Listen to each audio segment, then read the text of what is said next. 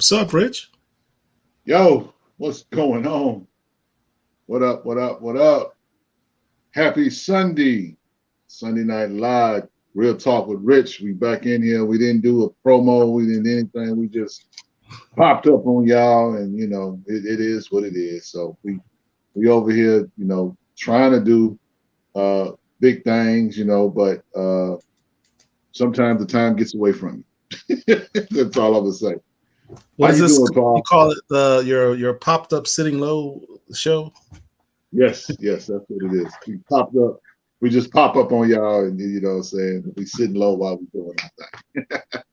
But yo, tonight we got a show for you. You know what I'm saying. Hopefully you guys pile on in. So let's do some housekeeping things before we get started. Like, share, subscribe, please. You watching this on YouTube? Just hit the like button. You know what I'm saying? Just do that for a brother. Hook a brother up. Give me the HBO special. Shout out to my man, Poor Man's Podcast. Help a brother out. Just hit the like button. That helps us with the algorithm. That helps us to know when we go live or whatever. You won't just see my mug. You'll see Paul's mug. You might see the lovely ladies. Shout out to them yesterday for doing their thing. We're going to get into that in a second, though. But yeah, man, please like, share, subscribe. Follow us on all of our social media. You know what I'm saying? You can find us at Black Comic Lords on Twitter. You can find us at Black Comic Lords on Instagram. And of course, our Facebook groups, Black Comic Lords. And then, of course, our sister group or our brother group, however you want to put it, Black Superheroes Forever. So with that being said, also, you can go to our website, blackcomiclords.net. Please go check us out. We got some dope stuff there. We got blogs. We got merchandise. We have books that you can read, key books, controversial books, enough books to get on white people nerve. Okay.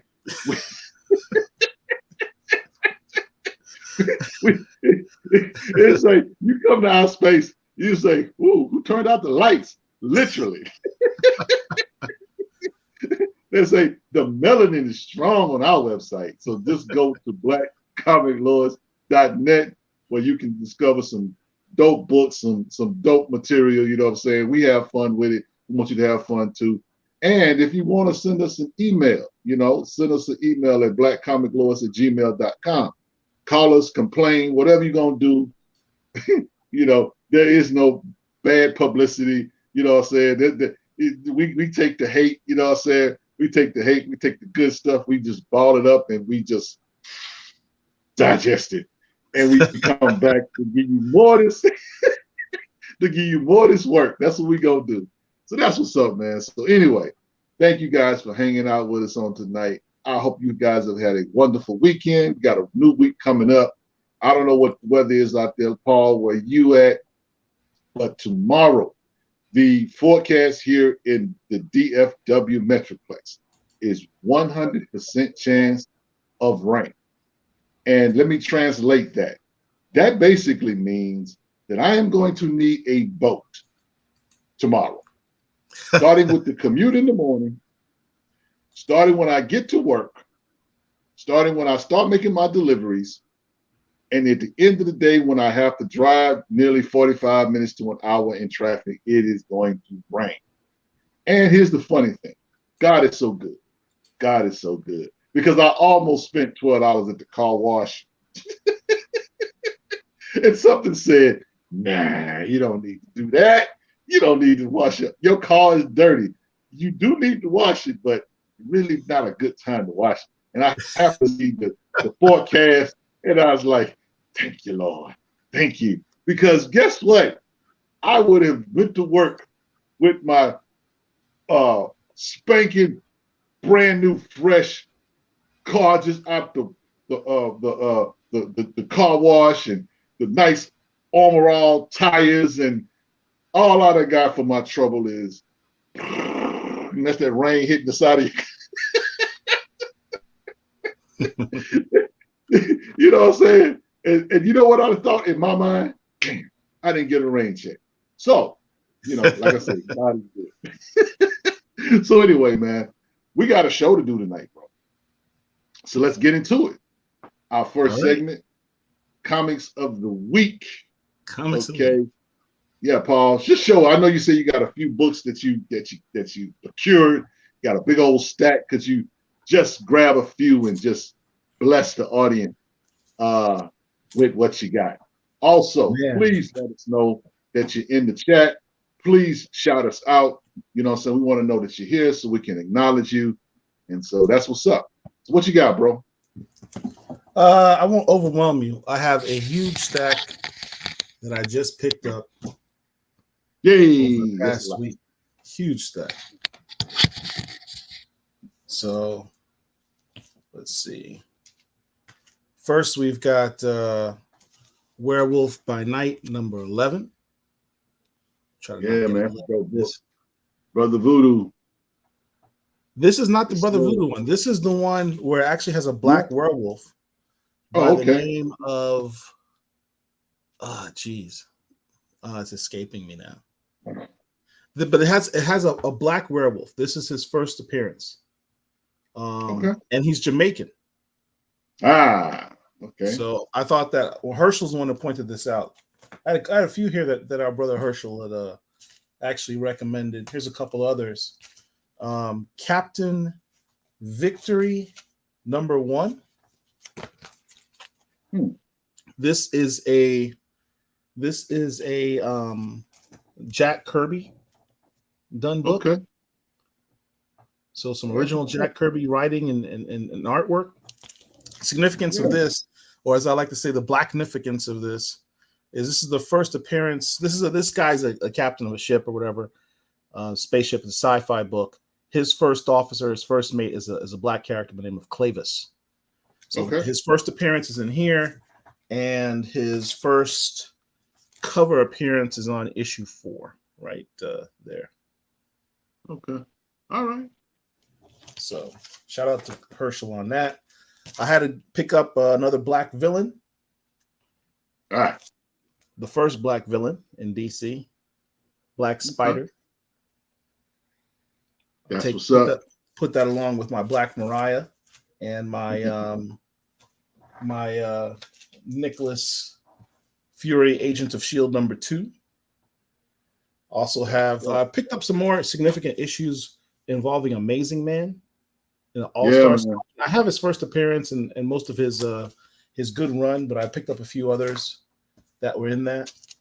On a newer front, or just actually 2 more old books. Another one that Herschel pointed out, great researcher, Silver Star number 4. Another Jack Kirby. Yeah, that's good. Yeah, with Big Masai. Goliath of the Ghetto. I mean that cover, the cover alone, you've got this. Yeah. That's one of my favorite. That's one of my favorite covers for sure. Yeah. I had to pick this up because I never owned this. Don't tell anybody. But so embarrassed to say I never owned this because I've seen it. We've all seen this all day, every day. Superboy 216 first Tyro. Yeah, everyone's got one of these in their collection, but I did not. And finally, last 2 I'll point out, although I've got a whole stack more. Otis, shout out to my boy Otis, who is working on, or if he hasn't completed already, but set me on the path of getting the Young Wakandans in the Marvel Universe. Yeah, not T'Challa. There's a whole bunch of them. Actually, one of them is this character called Atlas Bear. I already got her first appearances, but this is the first team book she's in, called Domino Hot Shots. I got those books too. This is a good run. I actually read a couple of these. What issue was that? Very good spy book, action adventure. Mm-hmm. Very dope read. I'm surprised that book didn't take off. What issue was that? This is issue 1. Okay. Yeah. I got that. I definitely got that. What it's about 5 or 6 issues in the whole run. Okay. I think I'm missing one. And finally, because I'm not going to bore you with all the other books I have, I was collecting Excellence and saw that I thought I got the last issue of Excellence, number 12. I did, Mhm. but I did not know there was a cover B. I thought there was Yeah, that's the one with the sister on it. this one right Got here. the Bantu knots on it. Yeah, Oh man. my God, that cover is so. I saw the Bantu knots. Yeah. I had to get it. Yeah. I had to get it. Great To the way, white great people way out to there, close out that run. to the white people out there, that's a black thing you wouldn't understand. So. That's what's up. Yeah, man. Shout out to you, man, and those wonderful books you got there. Yo, book of the week for me or whatever, you know what I'm saying? My man showed you some fire. Mike Carson says, yo. Yeah. I had a couple of books yeah, man, that's what's up. Shout out to the old dog. So my book of the week, I'll share some other stuff too, but my book of the week is actually a graphic novel. Well, not a graphic novel, but a trade. And that is one I posted it up on this week. And this is Batman Blink. Oh, okay, you got it. Yeah, by Dwayne McDuffie. You know, for a long time, I never knew of any black writers on Batman, and I was under the impression that Christopher Priest was the only one that was black that had wrote a Batman story, and that story was called The Hill. But I found out recently that Dwayne McDuffie did in fact do. I mean, shout out to the bro. That's my favorite black writer. But he did a Batman story, and this actually covers. Let's see, Batman Legends of the Dark Knight issues 156 through 158, and issues 164 through 167. So it's 2 stories in here. And I gotta say, this was very, very good. I love Dwayne McDuffie's interpretation of Batman because he makes Batman, listen, everybody knows Batman is that dude, okay? But some people don't write Batman like that dude. They make him a detective. They make him, you know what I'm saying, so many different, he's brooding. He's never happy. He never eats. Alfred is always bringing him a sandwich, and he never stops to eat. He's always solving crimes. But I like Dwayne McDuffie's writing on this because Batman is cocky. Okay, he's a rich white dude that has the flyest car in the city of Gotham, and he likes to beat the snap out of everybody. Okay, it's the car because chicks dig the car. Exactly. So, but he's very, very cocky in this book, and there's some funny moments in this book. See, Dwayne McDuffie, low key, is a comedian, and if you read any Dwayne McDuffie, if he can find the funny, he gonna find the funny. But here's the cool part about it: I've never known this character Blink. Shout out to H&H and Kenneth Gardner. Yeah, that's what's up. Now, Blink is a character where he's blind. However, if he touches you, he can see through your eyes. And so it's an amazing story, man. So if you looking for something dope to read, bro, pick up Batman Blink. Now I am going to find these floppies. Well, that's what I ask you is what are those issue numbers again? Issue numbers is Batman Legends of the Dark Knight, issues 156 through 158, and issues 164 through 167. This trade covers 2 stories. And so, yeah, man, they really, really dope books. So you'll pick this up, man, for real. You'll have a good time with this.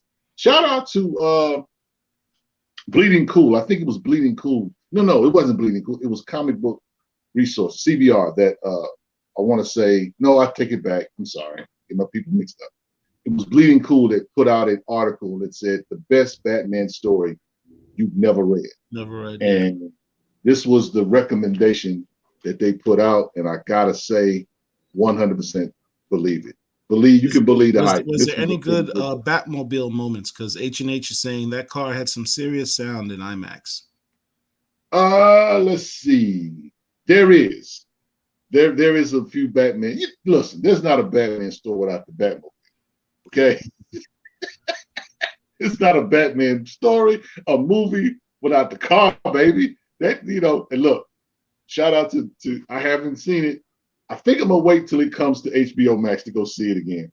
But yeah, that car was a monster. That car was a monster. Yeah, you need eardrums. I mean, you need earplugs for that car.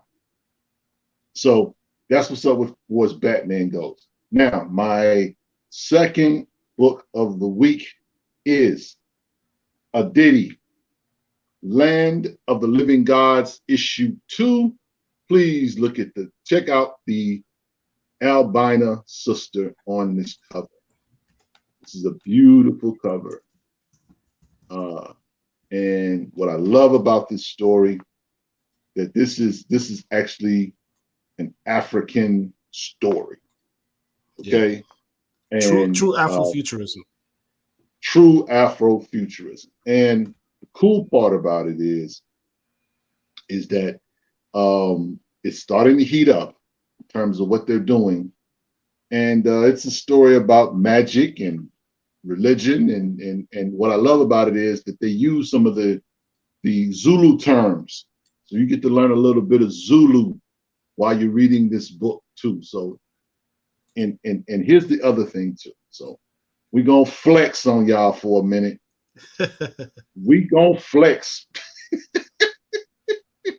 Never let it be said that Black comic lords ain't out here in these streets thugging. Okay? You see the book there, right? You see Paul gonna show you some panels, perhaps. You gonna show him some panels, Paul, or what? What we doing? No, I'm showing them you. Hold on. Okay. Hold on. I'm screwing this up right now. Yeah, don't do that. We give us a minute. Give us a second. Yeah, man, that's what's up. We're gonna flex a little bit. We're gonna flex a little bit. Say, the force is strong with these Negroes. I'm gonna tell you. Yeah, but no, we just having fun, y'all. We just having fun.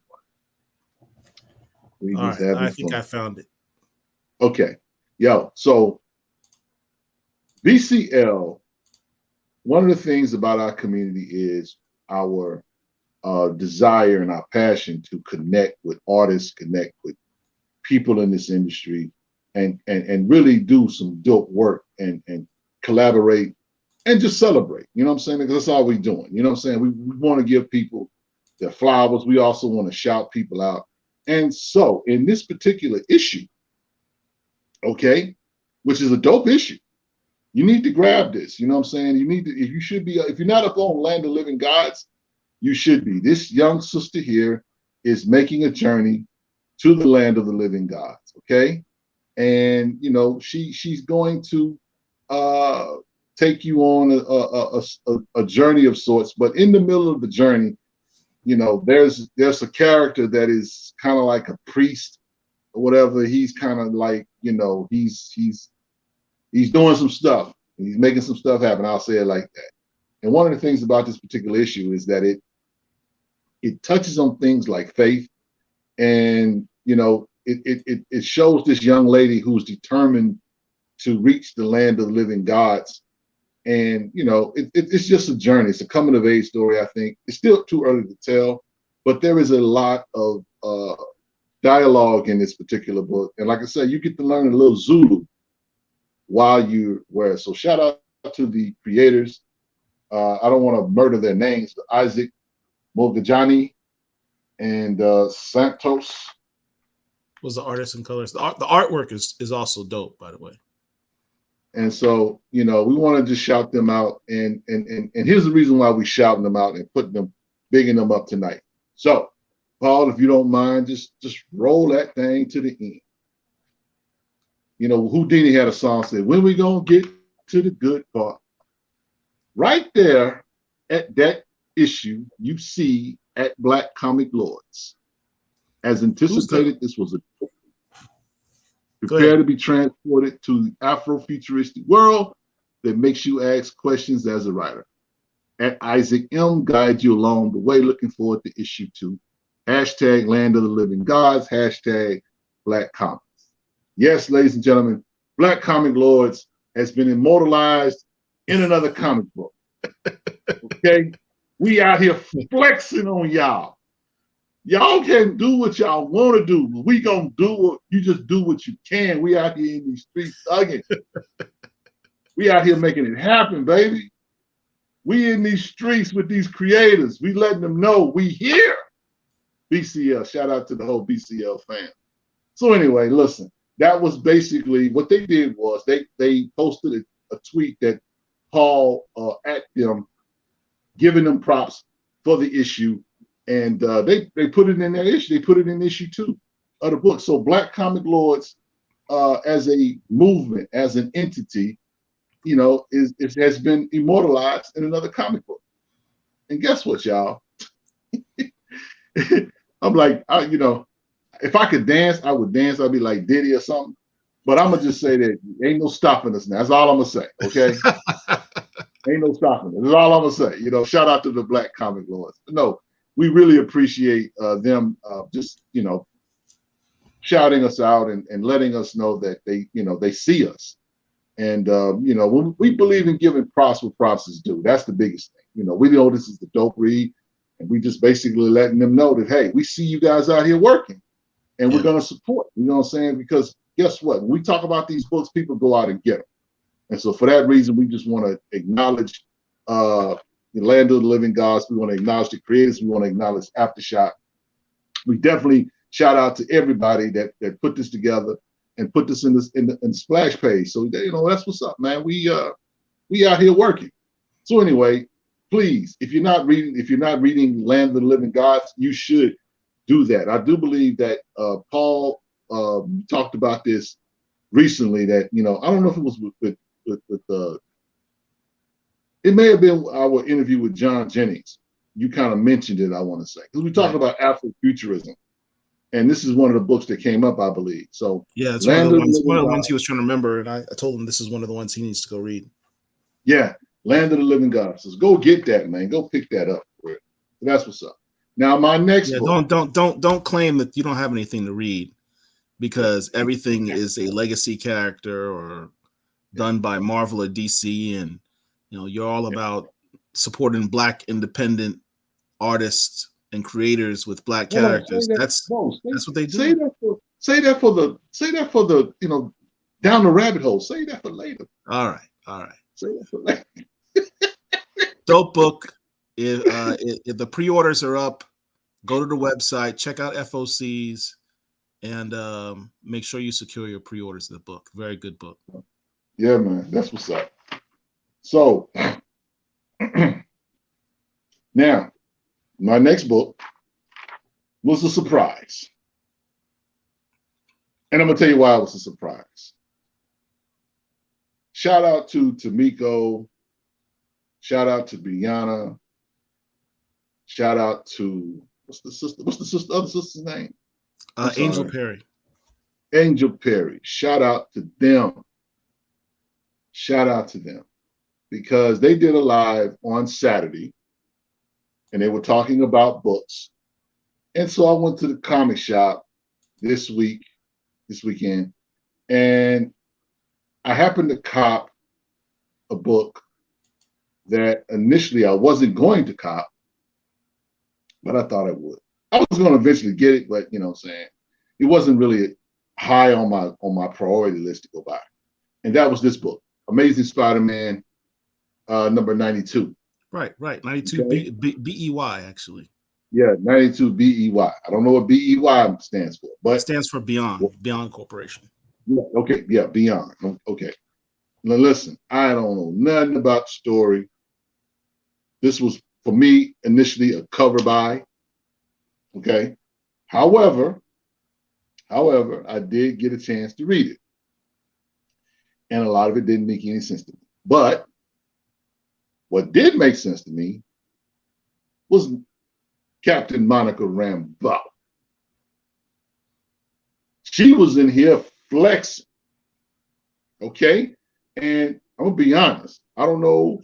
Let's see. Let me look at the writers on this book. Okay, it says Jed MacKay, Cody Ziegler, and Zeb Wells. I don't know if any of these people are black women. Cody Ziegler's black. Jed MacKay Okay. is the one who's presently writing the Moon Knight series that you like. Okay. Well, here's the thing, though. See, Monica Rambeau's dialogue in this book. I was like, talk that talk, girl. Yeah, that's probably Cody Ziegler. So I was like, what I'm saying? And let's listen. This is a comic book, but clearly she was talking to brothers. Yeah. She has this dialogue. Let me see if I'm pulling it up. Yeah, man. She was feeling herself. I was like, go ahead, girl. She's like, you got to recognize. I mean, I get mad whenever I think about Monica Rambeau because she's so underutilized as a character. It just frustrates the hell out of me. Yeah, I mean that's the truth. That's the truth. I did enjoy the few panels that had Morbius in it, and Misty Knight. They were doing their thing or whatever. Listen, I just want to read these. I mean, I don't want to get in trouble with Marvel, but I want to read these 3 pages, man, because the dialogue, this monologue is just so dope. You know what? I need Tamika. Where you at? See, we really need a sister to really do this, to do this some justice. I mean, she was just on her stuff, but she was like, talk. Monica says, I guess when it comes down to it, I'm not what you might call likable. And this is the Monica version because this story has to do with some antagonist from the Next Wave Heat series, of which Monica was the lead of that team. Yeah.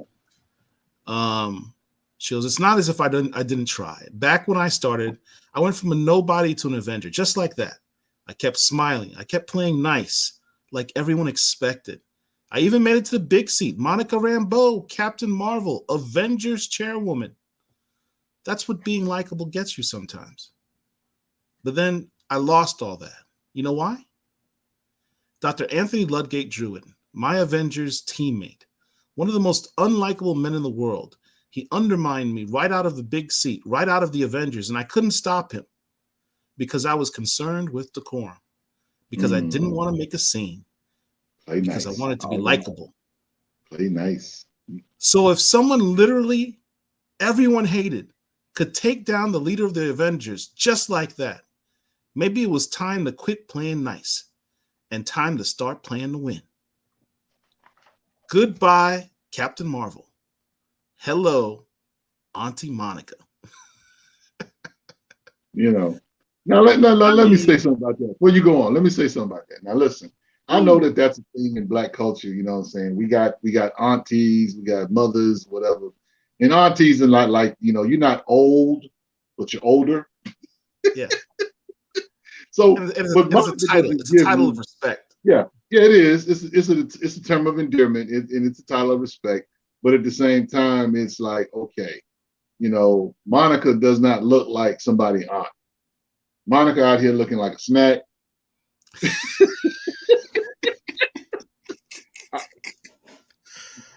Listen. They were not shy. They were not shy when they created Monica Rambeau. You know who Monica Rambeau was inspired by? Pam Grier. Okay, yeah. Be nice. Yeah, ain't nothing nice about that body. Okay, let's just keep it a stack. But I and I'm being facetious, y'all. Please Richard just said Monica's not the auntie that gives you the snack. Monica looks like the snack. I'm just saying, bro. That's a bar. That's a bar. We out here with Black Comic Lords, Metal Gates, baby. This the game that you probably spit to get your wife, isn't it? Hey, there was a time. So anyway, Go ahead, Paul. Go ahead.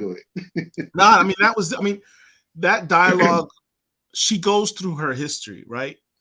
Right. She talks about, I went from a nobody back when we're going, understand. Show the cover of that book again. You know, that's an amazing Spider-Man book with Monica Rambeau, the singular character, on the cover. That's a herald back, an homage to her first appearance in that Spider-Man Annual 16. Yeah, and I will say also for the record, keep your thought there, Paul. I just want to say that listen, this is how she came into the Marvel universe through Spider-Man. Of course, we know that, and but a year ago they put out a symbiote Spider-Man cover that she was on, and that was a beautiful cover as well. And so for you comic heads out there, if you don't have that book, you need to get that book too. So yeah. This there was a little bit of Morbius and Misty Knight and Colleen Wing at the beginning of this, but the rest of this book is all Monica. You said, Rich, you didn't know what was going on. The short of it is, beyond corporations, the big bad corporation, they're playing both sides of the field where they're creating superheroes and creating supervillains. Monica decides to recruit the daughters of the dragon, Colleen Wing and Misty Knight, to be undercover agents within Beyond to try and take it down from the inside. The present Spider-Man, who's Ben Reilly, is one of the recruits for the superhero organization.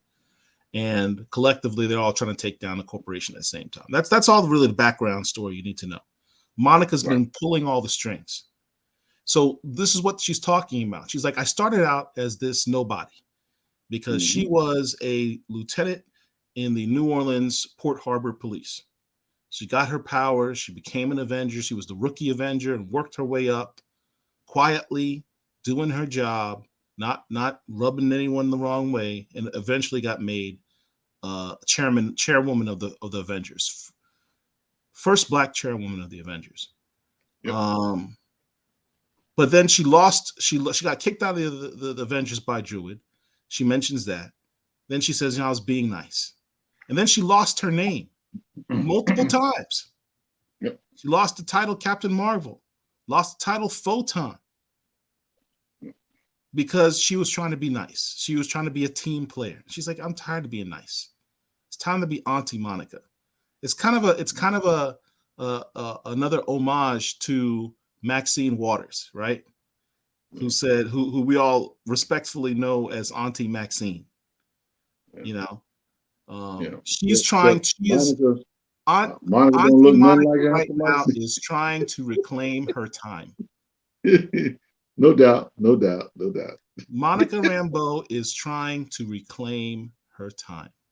That's right. And when she drops in this movie, Marvel better do the right thing and give this woman a real book. She's coming out in this Thunderbolts book, but she's playing second fiddle to Hawkeye, which is absurd.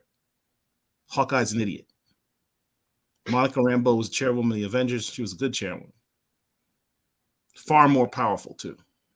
No way she should be playing second fiddle to Hawkeye, but I digress. Yeah. Good evening, Gordon Mahon. Yeah. I mean, hopefully it'll Sub James. It'll work itself out, so to speak. So I will only say that, let's check it out. Read the comics, buy the comics. When it comes out, go buy it. Because Thunderbolts is nothing to sneeze at. You know what I'm saying? I'm not a quote unquote Thunderbolts guy, but I know a lot of people that are. And so, it's a new run, which is crazy that you got a Thunderbolts run that's coming. You got a Defenders run that's out that no one's talking about. I wonder why. But there's a lot of good content with Black characters, needless to say. And so, Spider-Man Beyond 92 Beyond is a dope book. So go get it. What's up, James? I know James probably already got it. Yeah, man. So, having said that, shout out to Monica Rambeau, looking like a snack.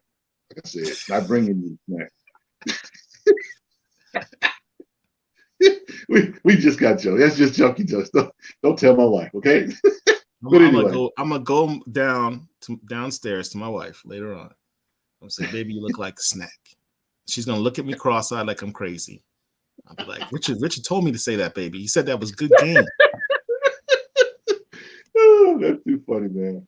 But yo, let's switch gears real quick. We wanna go to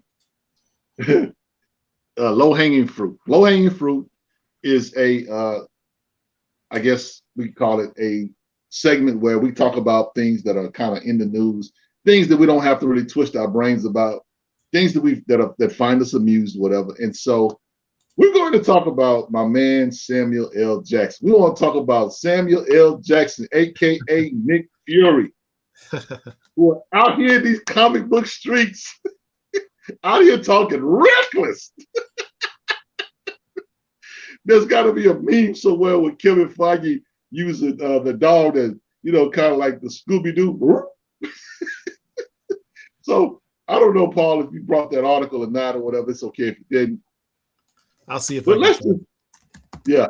But listen, we all love Samuel L. Okay. Samuel L. is a legend, and he is one of Hollywood's most famous, one of the hardest working men in show business. We know this. And he happens to be a comic book head. That's the dope thing about Samuel L. Jackson. He is a legitimate comic book head. There are pictures on the internet of him in shops out there in California. This dude is in the streets reading these books. He even had a limited series called Cold Space that he put out with some other folk or whatever. You can go find it. It's not hard to find. It's fairly cheap. You can find probably in dollar bins. But Cold Space is like 4 issues, and it's just a sci-fi type deal. And Samuel's in the book. You're not going to get crazy. I just ordered that book, as a matter of fact. Yeah, you're not going to get actor Samuel L. Jackson. You won't get Julius from Pulp Fiction. Okay, it's a comic book, y'all. Let's keep it stacked. So here it is. Is that the one? Is this it? No, that's not it. That's not it. Where he says he prefers to read DC? Yeah, that's the one that I want. That just says he prefers Marvel to DC as far as acting. Okay. There's one where he talks about that he doesn't read. He doesn't read Marvel. He reads DC books. So, but anyway, I think it's a CBR article though. It's CBR? All right, I can find it. Yes. So anyway, until my man is pulling that up or whatever, you know what I'm saying? So we know that this dude is in these streets, you know what I'm saying? He's played many characters. He's got a movie right now on Apple Plus that I want to watch, but I don't like Apple Plus like that, and I don't need to add another streaming service to my long list of bills. You know what I'm saying? Mickey Mouse is already, running. He's just in my pockets every month. You know what I'm saying? And if he didn't have things like The Mandalorian, and the whole Marvel universe at his fingertips, I probably wouldn't even mess with Mickey like that. But Mickey's gangster, so it is what it is. There it is. Mr. Nick Fury says MCU star Samuel L. Jackson doesn't read Marvel comics, but he reads DC. But who writes his checks, though? Marvel is writing them checks, but you can best believe. See, now, what you're looking at, I want you guys to take a look. I want you to take a look at a free black man, because who in their right mind would tell somebody that's writing a check? I don't really mess with y'all like that. I'm taking my hard-earned money that I make in the Marvel universe, MCU, and I'm buying DC books with my Betty. You might make $1 billion, Marvel, but DC is getting this bread. So we being funny about that, y'all.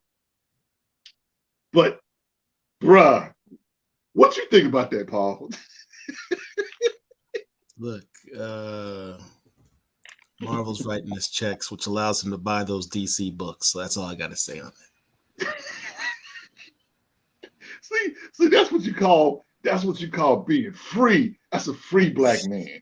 You know what I'm saying? Is that what you call it? I say what I want. I do what I want. I've been playing Nick Fury for 10 years, and I don't even care. That's just he got zero F's given. just because that's Samuel L. That's when you know you got bread, bro. When you can tell the people that you writing the check that yes, I no disrespect. You know, yeah, let me get that. I am Batman. That Batman. That other Batman.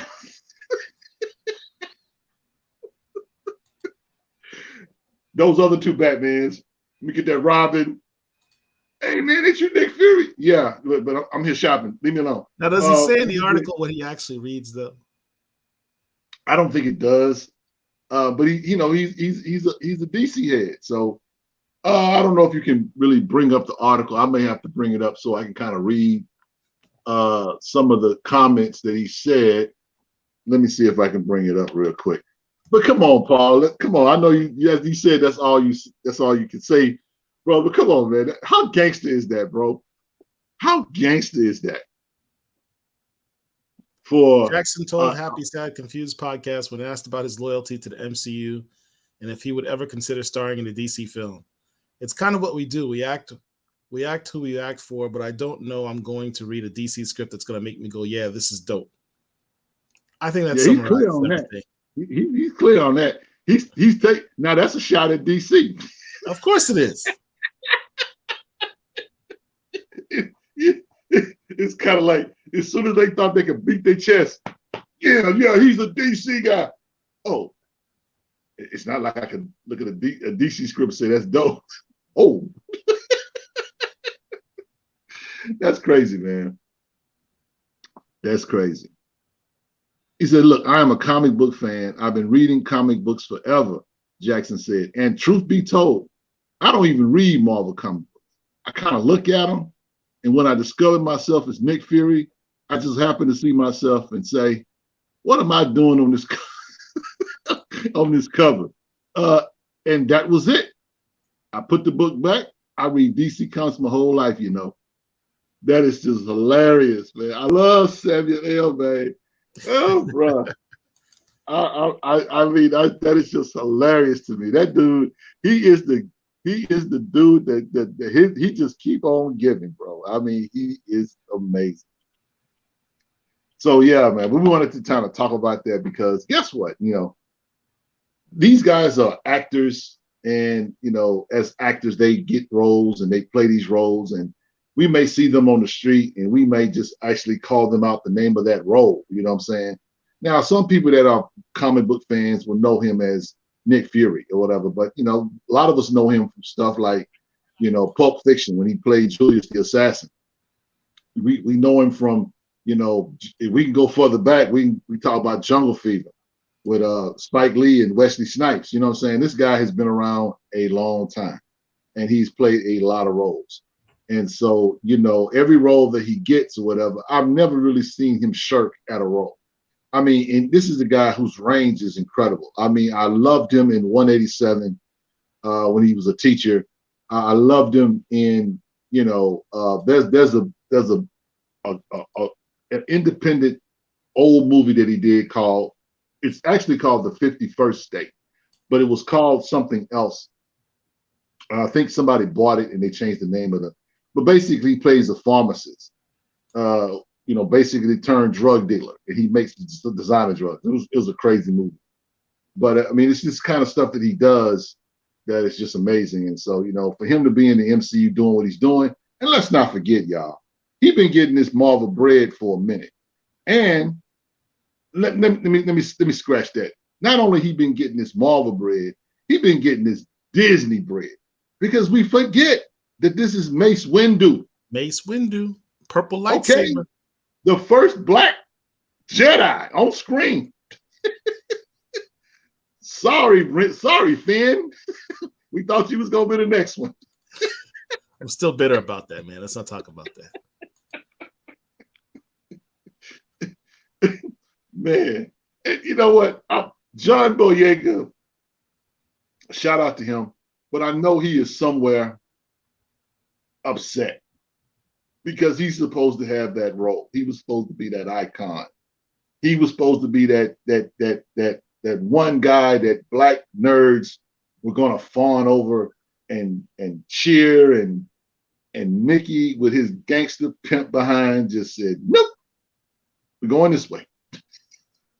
We got to get a white girl a shot. And for three lousy movies, and I can say this because I'm a Star Wars head. Say what you want, they were three lousy movies. You know, I'm sorry. You know, I know y'all wanted to make her the best thing since Luke Skywalker. Was not gonna happen. Did not gonna happen. And it's hard to forget that you actually guys tried to make that happen. But anyway. Shout out to John Boyega. But anyway, yeah, man. But going back to this article, though, you know, I mean, Sam, you know, he's an old school dude, and you know, he reads DC. You know what I'm saying? So I'm not mad at it. What is Marvel gonna really say? You know what I'm saying? It's like, okay, the guy's put in his work. He's done his time. You know what I'm saying? He's been in dozens of Marvel movies. And, you know, he's going to be probably in Secret Invasion. Okay. That's right. So, you know what I'm saying? I mean, what we're going to fire you? No, you're not. No, you're not. Because it's not like y'all can go and say, you know what, we're going to just make us a new Nick Fury. No, he's been in that role. He's got a contract. That dude is completely secure in what he's doing. So it's nothing controversial about what he said. You know, I just think it's funny. I just really think it's funny, man, that, you know what I'm saying, one of your biggest actors doesn't read your books. and he didn't even like his own image on a comic book enough to buy it. He put it back. Shame on you, Marvel. Shame on you. Shame on you. I don't know. Maybe he's a hardcore. Maybe he thinks Nick Fury low-key should be the white dude. I don't know. Because he's like, what am I doing on the cover? What am I doing on the cover of this book? And here's the thing, too. You think about it, it's really co-opted his image. And so he may have had issues with that also. And I'm like, is he getting residuals for that? That might be another thing. You know what I'm saying? I'll just say, I need to run Nick Fury his bread. Y'all out here printing comic books with his image. Kenneth Garner says, Marvel never made a Nick Fury movie with Samuel L. Jackson after all these years. P.S. I agree that the new Star Wars was not good in the prequels, too. Yeah. James says, last trilogy was trash. Mandalorian saved Star Wars. You're right about that. James goes on to say, brought back white Nick Fury in Fantastic Four recently. Yeah, that'll happen. The multiverse. Does anyone actually miss white Nick Fury in the comics? I mean, no. I think that if you're an old quote unquote head, I mean, if you like Shield and reading the old Nick Fury, you know, Shield books, perhaps, but other than that, I mean, look, Nick Fury, or should I say, Samuel L. Jackson gave the MCU what it needed. Color. Yeah. It is what it is. They needed color. He was the answer, okay? They knew that going on. They were not going to be able to get black people to go out to these theaters and watch these movies without some melanin on the big screen. Nobody's checking for white Nick Fury anymore. James is right. Nope, not really. He works for the Watcher now. Yeah, he's the man on the wall. Nobody cares about that. I love it. You know, when you think about it, they talk about, you know, the MCU really got started with Iron Man in 2008. Don't bring up the Blade argument. I get it, but the MCU, as it's presently known, started with Iron Man in 2008. And, you know, Jon Favreau and Robert Downey Jr. get all the accolades. But the moment that made you realize the MCU was created wasn't Robert Downey Jr. saying, I'm Iron Man. It was after that scene when he came home. Yep. Tony Stark came home and he said, and then he heard the voice, "Oh, you thought you're the only one with special abilities?" And you see Samuel L. Jackson, Black Samuel L. Jackson, Black Nick Fury. Mm-hmm. And you as a comic book head like myself who was reading and collecting Ultimate Comics back then, and you see Black Nick Fury on screen, you're like, oh my God. And he says, I want to talk to you about the Avengers Initiative. That's what created the Marvel Cinematic Universe. That one line. I want to talk to you about the Avengers Initiative. That changed comic books. That changed movies. Because it got it, because it literally got you interested on what was coming. And it made you realize that it's connected, that they were forming movies of different characters that were connected, right? Because in that same year, Incredible Hulk came out. Right. And you saw Tony Stark show up at the end of that. Yeah. I mean, it's just amazing after all these years watching those movies and seeing what this whole universe is and what it's done. Just amazing to me, bro. So yeah, I'm shout out to Jon Favreau, who kickstarted two movie franchises, two big franchises with Iron Man and with The Mandalorian. Yeah. Help me, Jon Favreau. A couple comments here. They talked about Icon and Rocket a while back. I'll bring up those comments. Okay. Kenneth Gardner says, I want issue 6 of Icon and Rocket coming out next week. And then James says, Icon and Rocket 6 is a good final issue for season 1. Can't wait for season 2. So James be getting comics quickly. I mean, I don't know. He's got a guy. James obviously has a guy. We all need a guy. Because he knows when books are coming out before they come out. But for both of those guys, we did an interview with Reginald Hudlin and Leon Chills, the writers of Icon and Rocket. We were invited to be part of a press roundtable with them. The Black Comic Lords were. You can hear the transcript. Hold on. Time out, bro. Time out. Oh, you just can't put that out there like that. The Black Comic Lords, these wide-nosed, bald-head, big black Negroes. Why we gotta be bald-head, big what? Nubian Mandingo warriors. Oh Lord. Somebody's triggered. We were at a press junket and see if I can bring that up. Yes, please do, because they need listen. I told you we out here in these comic streets. What I do with that? Yeah. But real seriously, guys, we were invited. The organization was invited to do a press junket. My man Paul here was there personally for Black Comic Lords. And we were able to, ask questions of the legend, Reginald Hudlin, and some of his partners that were working on these books. They were talking about Icon and Rocket issue number 6, the future of Icon and Rocket, and it was pretty dope. And so you can find that video too. On Facebook. I mean, on Facebook in our group. It should be on Facebook by now. You know what I'm saying? So, I mean, it's a dope presentation, you know what I'm saying? Good information. And it was just an honor to be a part. You know what I'm saying? It's an honor for our brand to be a part of that. You know what I'm saying? I mean, we were in the room with Comic Book Resources and others. Okay? We out here with duct tape and prayers. But we out here.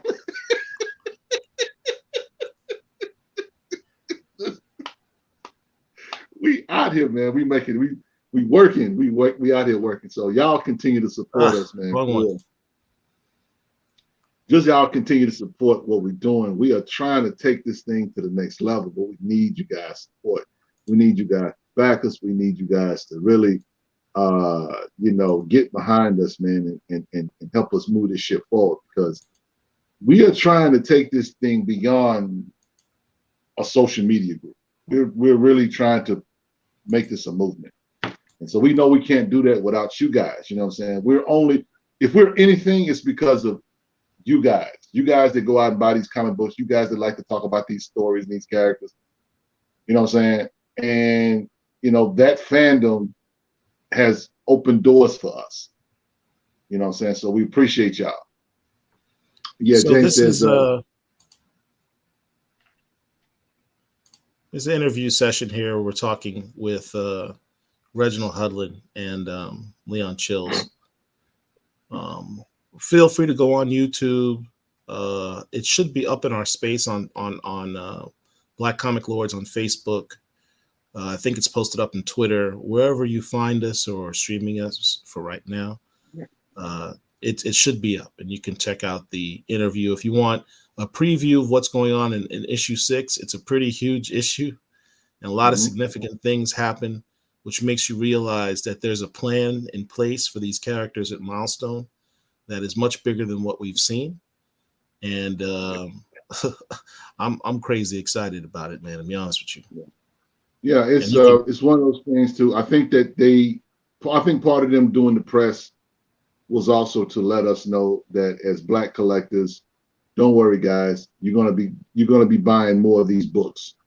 Yeah, for real. You know what I'm saying? They letting us know that they're not gonna freeze us out, that we don't have to really walk in doubt. We're not sure what's gonna happen with them, because we were in the dark about Milestone Media for so long. And so now that they have seen the success of this first season, they're comfortable with letting us in on what they got going on next. So, we all gonna we in for a pretty dope ride with Milestone. So absolutely, yeah, absolutely, right, for sure.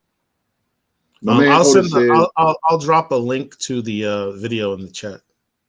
Yeah, Otis says that's incredible, Lords. Much respect and much deserved. You brothers putting in that work so dope. Yeah, man. We appreciate. Thanks, Otis. You know what I'm saying? And that's the thing. All of us have a part to play, and all of us are instrumental in doing things. You know what I'm saying? And since my man Otis is in here or whatever, I'll prop this up too.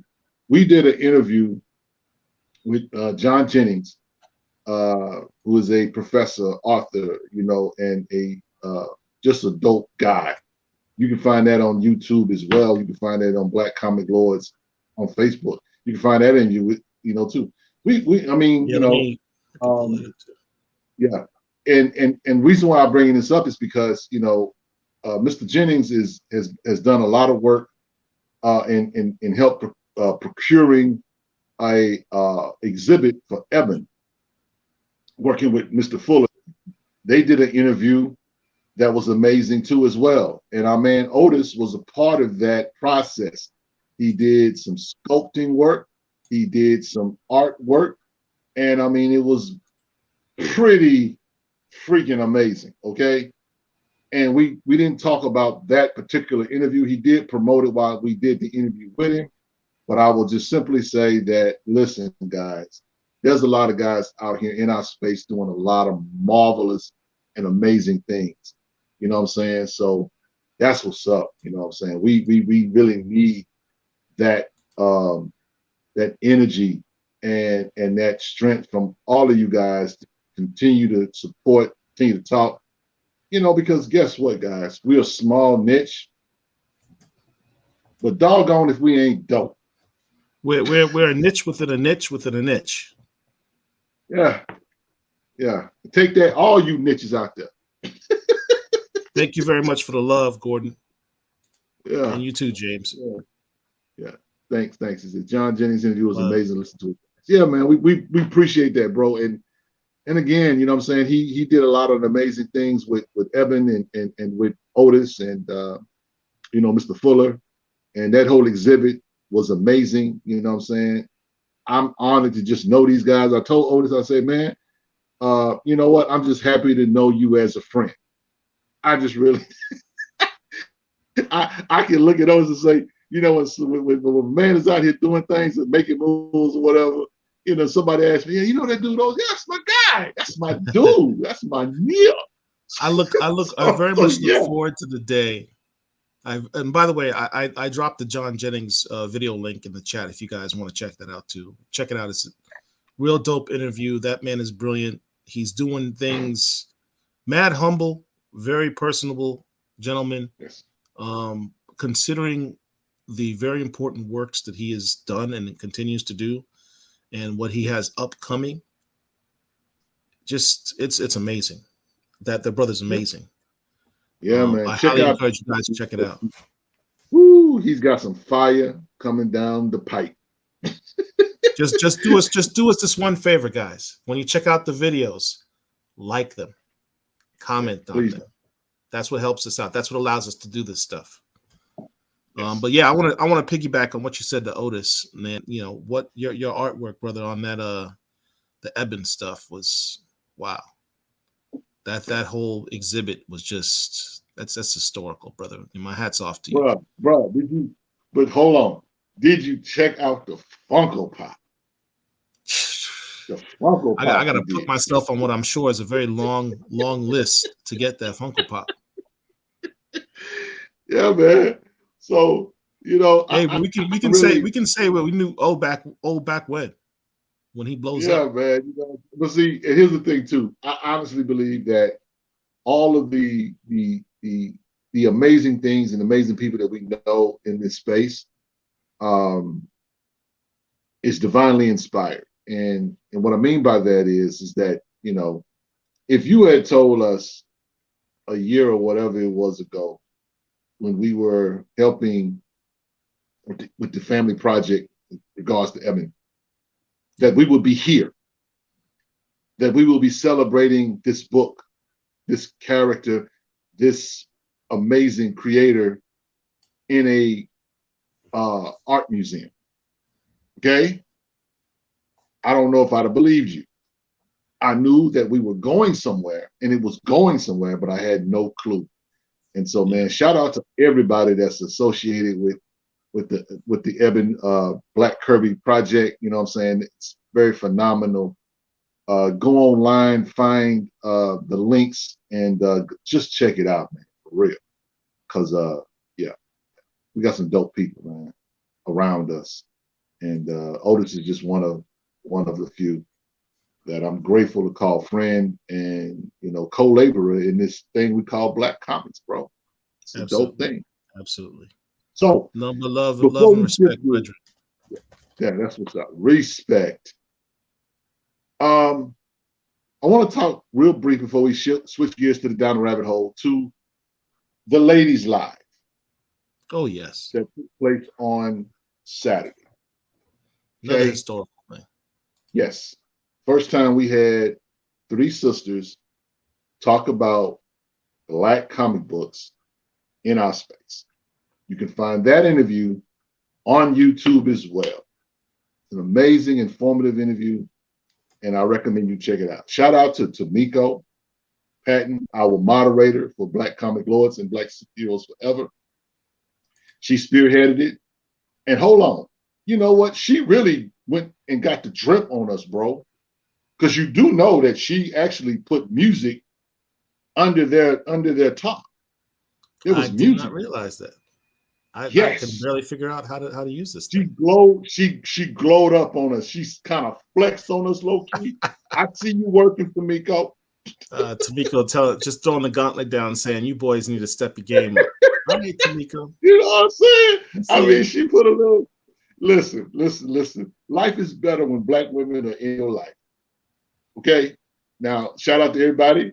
You know what I'm saying? But I just know you need sisters in your life. You need aunties, you need cousins, you need friends, you need Black women in some capacity in your life because they enhance and make life just a little bit better, you know. And so these sisters, though, they talked about books, they talked about comics. And here's the thing: these are no novices, okay? These chicks know their books. Don't call them chicks. They're not intimidated. Okay. let's rewind. These queens, Thank you. okay? These queens, these Superfly queens, okay? They know their books. They are not intimidated. And that's what I love about them more than anything. They are not intimidated. And Nor should they be in our space. Yeah, nor should they be. It is my mission to prop them up and to promote them and to give them room to grow and have their own thing. And if they want to collaborate with the brothers, so be it, right? I put the link to the ladies live in the chat if you guys want to check that out too. I highly encourage that. Yeah. Please like the video as well. But I really want them to be, a blessing to the other ladies that are in the space, because they're not the only ones.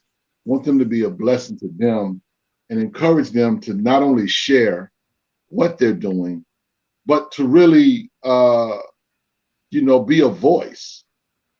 Because I can't speak for Black women. I can speak fondly of them. I can talk about them, whatever, but I'm not that. That's not my ministry. And so, what was cool is they also had this very unique perspective. Listening to them speak, they picked up on things I didn't pick up on, nuances in the comics, which I thought was kind of dope. So that's fun to watch. And I put the link in the chat. Encourage everyone watching this. Go ahead and watch the video, like the video, comment on it. If you liked it, tell them, let them know, encourage them to. I want Tomiko to do this like every week if she could. So, I encourage, if you guys like it, let them know. Let them know that you want to see more. Encourage them to do it. Yeah, please, man, because we need, honestly, we need a break. We need somebody to take that next shift, you know what I'm saying? But no, seriously. Some fresh blood. You don't need to hear from two old dudes. Yeah, you know what I'm saying? So that's the biggest thing. And, we talked about some of the nuances or whatever. I just love when Brianna was talking about the themes and colors and the art that they were talking about on certain books. I mean, I thought that was phenomenal. Right. Those are things that we as brothers don't necessarily look at. I do know that, yellow is one of my favorite comic book covers. I love to see yellow on comic book. Yellow is not my favorite cover, my favorite color, but I love to see comic books that have yellow in it for whatever reason. And they brought some of that stuff out, looking at aesthetics and things of that nature. Things that, like I say, we as guys, we would miss. Angel brought up the struggle I deal with when you go into your LCS and you can't leave with less than 20 books at a time. I mean, it adds up. It's like, Angel, you feel my pain. Yeah. Shout out to the queens. Black Comic Lords, we out here, man. Yeah, so shout out to the ladies. I just wanted to, prop them up for what they did and for what they're probably going to continue to do, God willing. So, Gordon says he sees Angel regularly at Blackbird Comics. It's good to see her on channel. It was a good video. Yeah, cool. That's what's up. Yeah, and hopefully, here in the Orlando area. Yes, hopefully, some opportune time we'll be able to sit down with them and chop it up on a live and that thing too, because I think that also there are some opportunities for conversations and there's some opportunities for wisdom and knowledge to be shared, you know what I'm saying? Because one of the things that he talked about is going into shops and being, questioned or being interrogated or being, looked at, puzzled, like Black women, you read comic books, that's like a foreign thing to them. Like, yeah. It is the comic equivalent of a poll tax. Prove that you deserve to be here. Yes. And, women shouldn't have to go through that for their fandom. No, not at all. Not at all. And, again, as brothers, we're part of our mission should be to empower and help them to not for that to be an aberration or a unicorn type thing. It should be the norm. Right. It should be the norm. Absolutely. So that's what's up. So anyway, we're going to switch gears. We're going to get into our main topic tonight. Down the rabbit hole is where we're going to go. And that's a segment where we get deep with something. Okay. And so I'm glad I got a few collectors in here so y'all can feel my pain, my aggravation, and my stress. I know my brother Paul will too. So tonight's subject matter is, it's a question. Are you satisfied collecting Black comics? Are you satisfied? Now, what I mean by that is that all of us in here probably read other stuff outside of the Black comic books that we talk about, right? But as a Black collector reading Black comic books, are you satisfied with what you are collecting? I bring this up because I know that at times there's ebb and flows to this thing. Like when you do your FOCs, Paul, final cutoff is for those who may not know. When you do those things, there are some weeks that it's a stack. And then there's tumbleweeds. Yeah. In some weeks, you know what I'm saying? And so while you're going to the shop or whatever, you may be able to pick up one book or two books if but there you may be able to go out with a boon as many as 10. But so I asked that question. I know for myself, I have looked at my comic book collecting, my modern comic book collecting, and I gotta say that honestly, my collecting is still probably somewhere in the neighborhood of 50-50, if not 60-40. 60 meaning like, okay, I do collect more Black books than white books, but there are a lot of times when it's kind of even. I collect more independent stuff than regular Marvel and DC stuff. It's just kind of the way things have kind of worked. As much as I love DC, as much as I love Marvel, I give Marvel and DC hell at times because I want these books to be excellent. I don't want them to just be all right. I want them to be good. I want to feel real good about what I'm reading and what I'm collecting. And sometimes I'm happy and sometimes I'm not. But, never underestimate the power of no. Or like I like to say, hell no. Mr. Wright, will you be adding this to your poll list? Hell no. But, it's a good thing to say yes to certain things, whatever. But as a comic book collector, I enjoy what I have, but at the same time, do I want it to be better? Yeah. I bring up this because I read The Thing today, Thing issue number 5. Right. By Walter Mosley. Shout out. Dope book. My man, we got a major character in that book. I don't spoil it for nobody, but I'll just put it out there because nobody's talking about it. But Dr. Doom is in issue 5. Okay. And we don't know where it's all going, but it's going somewhere. But The Thing is a fun read. You should pick that up. It's got Black characters in it. And yeah, that's what's up. So anyway, I picked this up, and The Thing is a book traditionally I don't have. I have a lot of Marvel team up books with The Thing in it, because here's the thing: we talk about the Marvel team up books that Spider-Man is in, that has a lot of non-popular characters in that they used to do, right? Well, Thing was another character that they did that with. They always teamed them up with B-list, characters, But he did do some a couple team ups with Black Goliath. They're pretty dope books, okay? So I'm not a Thing guy, but I do have those books in my collection. And so when I heard that Walter Mosley was writing on The Thing, I decided to go ahead and collect it, and I've enjoyed it.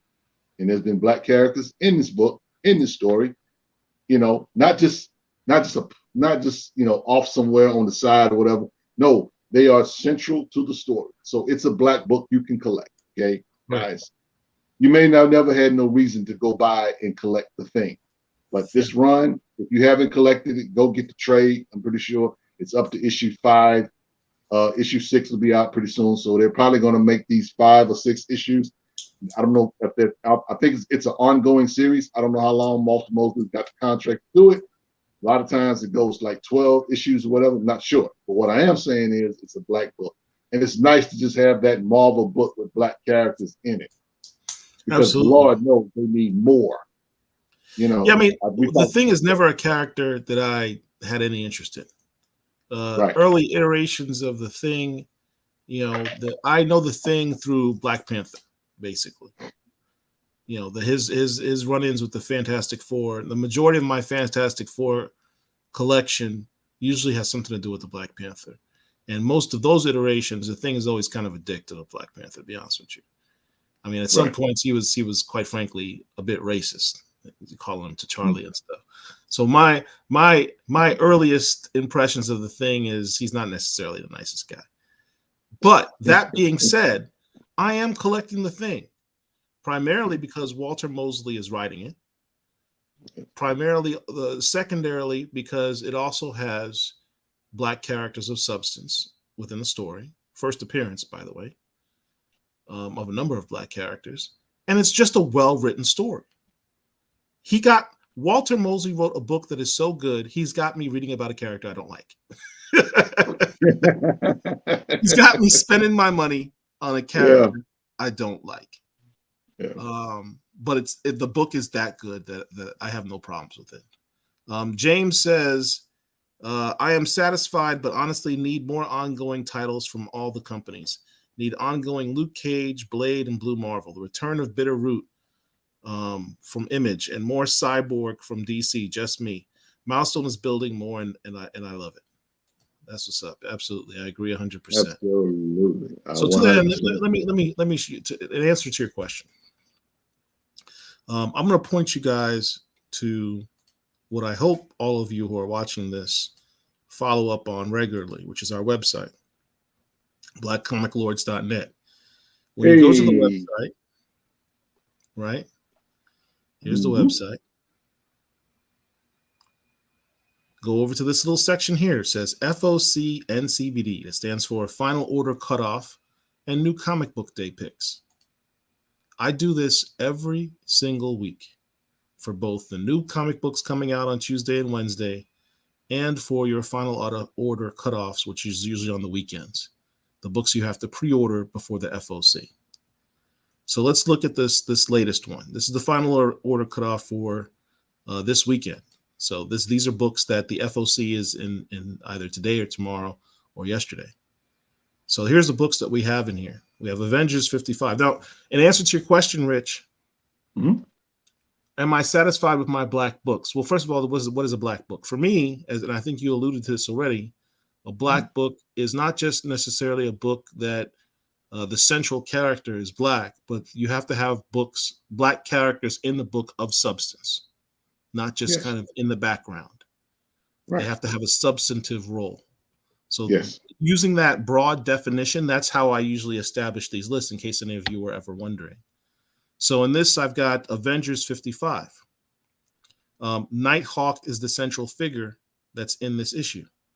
It is also bringing back the Serpent Society, which has a number of black members in it as well as the villains.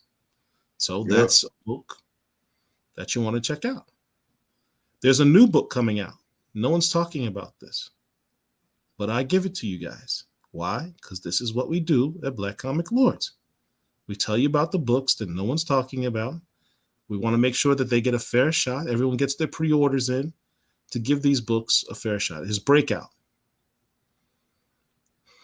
Massive cube spaceships from another dimension materialize over our cities and routinely abduct teenagers to be held inside the mysterious floating prisons. Liam Watt's younger brother Tommy is taken, but while governments and adults across the world accept this loss as inevitable, Liam refuses to give up hope. Now in a Take Back Our Future anthem, Liam assembles a skilled team of ordinary high school students to risk it all, but can pull off the impossible and succeed in an in and out of this world prison break. Breakout. I just picked it because it has a brother on the cover. Captain America Zero, Sam Wilson variant. He's sharing a book with, I guess he's sharing the mantle of Captain America. He's not going to be just the Captain America. They're going to share the mantle. Say what you might. Some people like it. Some people don't. I'm not here to judge, but it's there for you. I will point out that one of these writers is Tochi Onyebuchi, who I believe, well, first of all, he's a black writer, but I believe he might also be the same writer who was on that What If Miles Morales, if I'm not mistaken. If I'm mistaken on that, correct me. But that was actually a really dope read, despite the fact that I disagree with the premise. Right. I Am Batman 8. If you are not reading I Am Batman, you're giving yourself a tremendous disservice. John Ridley is putting in work in that book. Yes, he is. He is putting in work. And there's 2 covers. They're both dope. But this cover right here, that is Jace Fox with his sister, Tiffany Fox. And if you look in the background, this cover is done by my man, one of my favorite cover artists, Olivier Copiel, who did a story in a backup Batman, was it Urban Legends? I believe so. Yes, sir. It was. Urban Legends, I want to say, I don't know if it was 6. Something like that. He did a Batman Urban Legends story, which is kind of a look into the future of this book, in which you have them as the dynamic duo in the future. And you can see the image of the 2 of them behind them in that role. So that's the cover I want on this one. Yeah, and and it's so funny too, because in I Am Batman number 6, there's a panel with her, and they kind of allude to her, kind of like, well, you got to figure out what it is that you're supposed to do. Right. Well, she knows, you know what I'm saying, because she was talking about her brothers, you know, Jason Tim, and so it's like, where do I fit in all this? All of these people are doing different things, and yet here I am, not sure what I'm supposed to do. Right. And they kind of like lead up to this point of them coming together. So that's going to be an amazing story arc. I'm looking forward to it for sure. There's also a 1 in 25 variant. This one right here. Okay. So good luck finding it. It's a dope cover. I always like seeing, him unmasked with his face. I think that always looks cool. Future State Gotham 12. Now, this is the only Future State book from last year that's still ongoing. Yes. And this is actually a co-book. It's a team book with Red Hood and the next Batman. This same Batman right here, Jace Fox. It's a black and white book. This is the face of the new Joker of the future. Wow. So that's the final showdown with the next Joker. That's what they call him. Peacekeeper Red, aka Jason Todd, and next Batman take on the next Joker. But will their combined abilities be enough? Meanwhile, Hunter Panic and Harley Quinn try to keep Tobias Whale alive against a whole army of Jokerized robots. Plus, Nightwing becomes something new. So what do we have in this issue? For you spec guys, you've got this final confrontation with the next Joker. You've got a number of black characters. You've got the next Batman. You have Hunter Panic, who's also a black character that was introduced in this series. She was introduced in issue 2 or 3 of this run. And you've got Tobias Whale, black villain. Yes. 3 black characters in this story. And Nightwing is going to become something new. And you know what's funny? I have like the first 5 issues of I Am Gotham. I mean, Gotham, Future State Gotham. Right. And I enjoyed it, but I kind of fell off of it. And it wasn't because it wasn't any good. It was actually great, but I was collecting so many books at the time that book came out. And I just stopped buying it because it was like, man, I got to save myself some money. DC was getting all my bread at one time. Yeah, and it's kind of like, do I need this book if I'm reading I Am Batman? Yeah, I kind of like that, you know what I'm saying? But here's the thing, Jason Todd, because for the most parts, it was a Jason Todd book. Right. But it's like, what if I didn't even know that he did? I mean, he was in I Am Gotham, or in Gotham, I should say. But at the same time, he wasn't. He didn't really have a prominent role. It was a Jason Todd themed book, and Yeah, so now they've officially teamed up because I did the same thing. I bought the first few yeah, issues, yeah, I let it drop off, but then I yes. found out about Hunter Panic being introduced. Now I got to go back and This new find. black hero. And then I saw that Jason Todd and Next Batman actually teamed up as partners. So now it's a partner book. Yeah. Wow. And see, guys, hold on before you even go any further. I want y'all to realize something, okay? Understand something. Realize that there are so many books out here that have black characters or black stories in them, to where we can't cover it all. Yeah. Try our best. I try. But it's so many, to where it's like, do you really not have nothing to read? I doubt it. I mean, either you're cheap and you don't want to spend your money, or you're really not interested in reading these books. There's a lot, out here for you. And I just think that's amazing when you think about it. This was a dream a couple years ago, to even have this many books to talk about at one time. Yeah. So. Yeah, you really can't claim that there's nothing for you to read, because I show you every week. That's why I do this list. I show people every week there is stuff out here for you to read. You just got to pick whatever you're.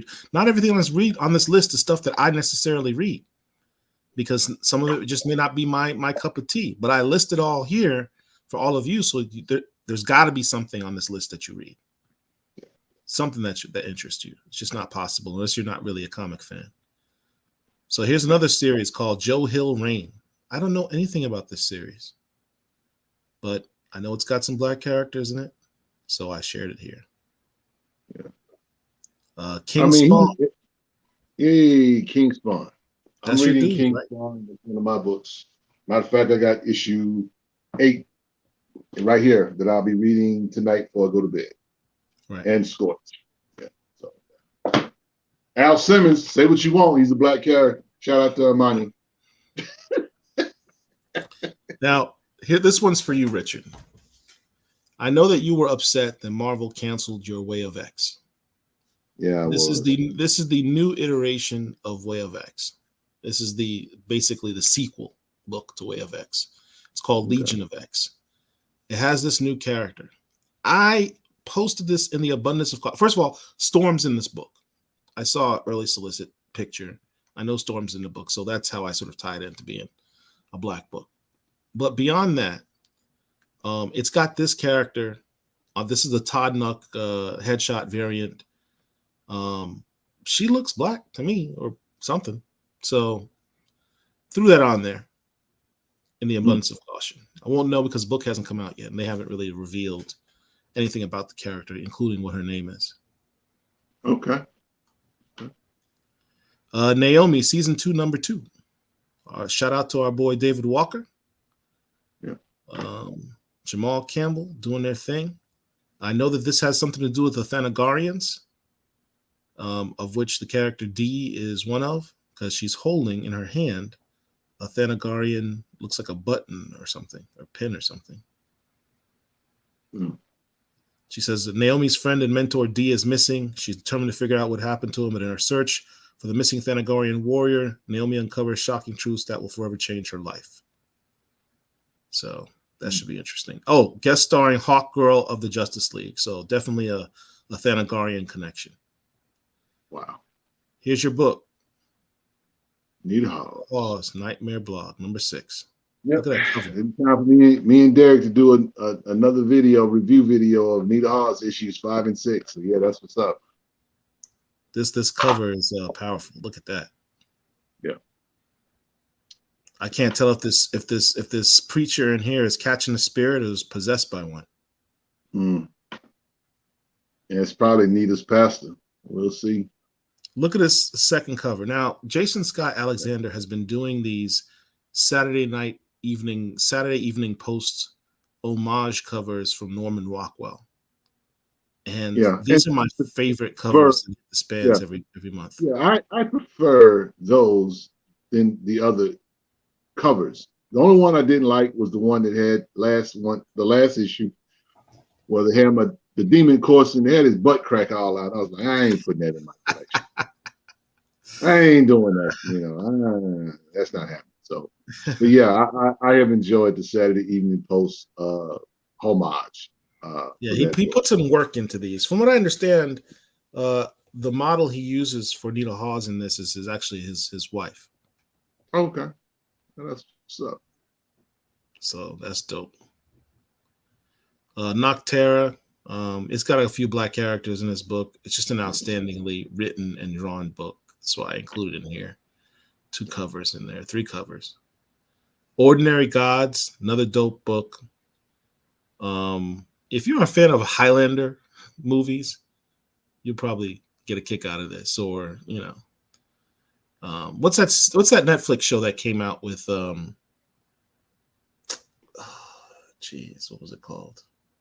It's based on a comic book about immortals with Charlize Theron. The Old Guard. Old Guard. Kind of an Old Guard concept in this Ordinary Gods book. Yeah. So 7 Secrets, written by Tom Taylor. Mm-hmm. I mean, this book is 16 books deep, and no one's talking about it. It's got a number of black characters in it. And the covers are always spectacular. Look at this dope picture. Like I said, it's just too many books to go by. I picked Too up many the books last to go by. Yeah, I picked But up you the can't last, claim the to first. find the- Yeah, I picked up the first 3 issues of 7 Secrets. I had seen a lot of guys posted it in the space, but I never just went to read it or whatever. So I finally started reading it. So I don't know if I will continue to read it or whatever, but I like the first issue for sure. Yeah. So yeah. Shadow Man 8. This is building up to a big Shadow Man crossover event that's happening. I think it's called Shadow War or something like that. Yeah. That's what the present storyline is building up to. Shadow Man, actually, I just read that book today too. Shadow Man issue number, I want to say 6. Uh-huh. Let's see, where is it? It's here.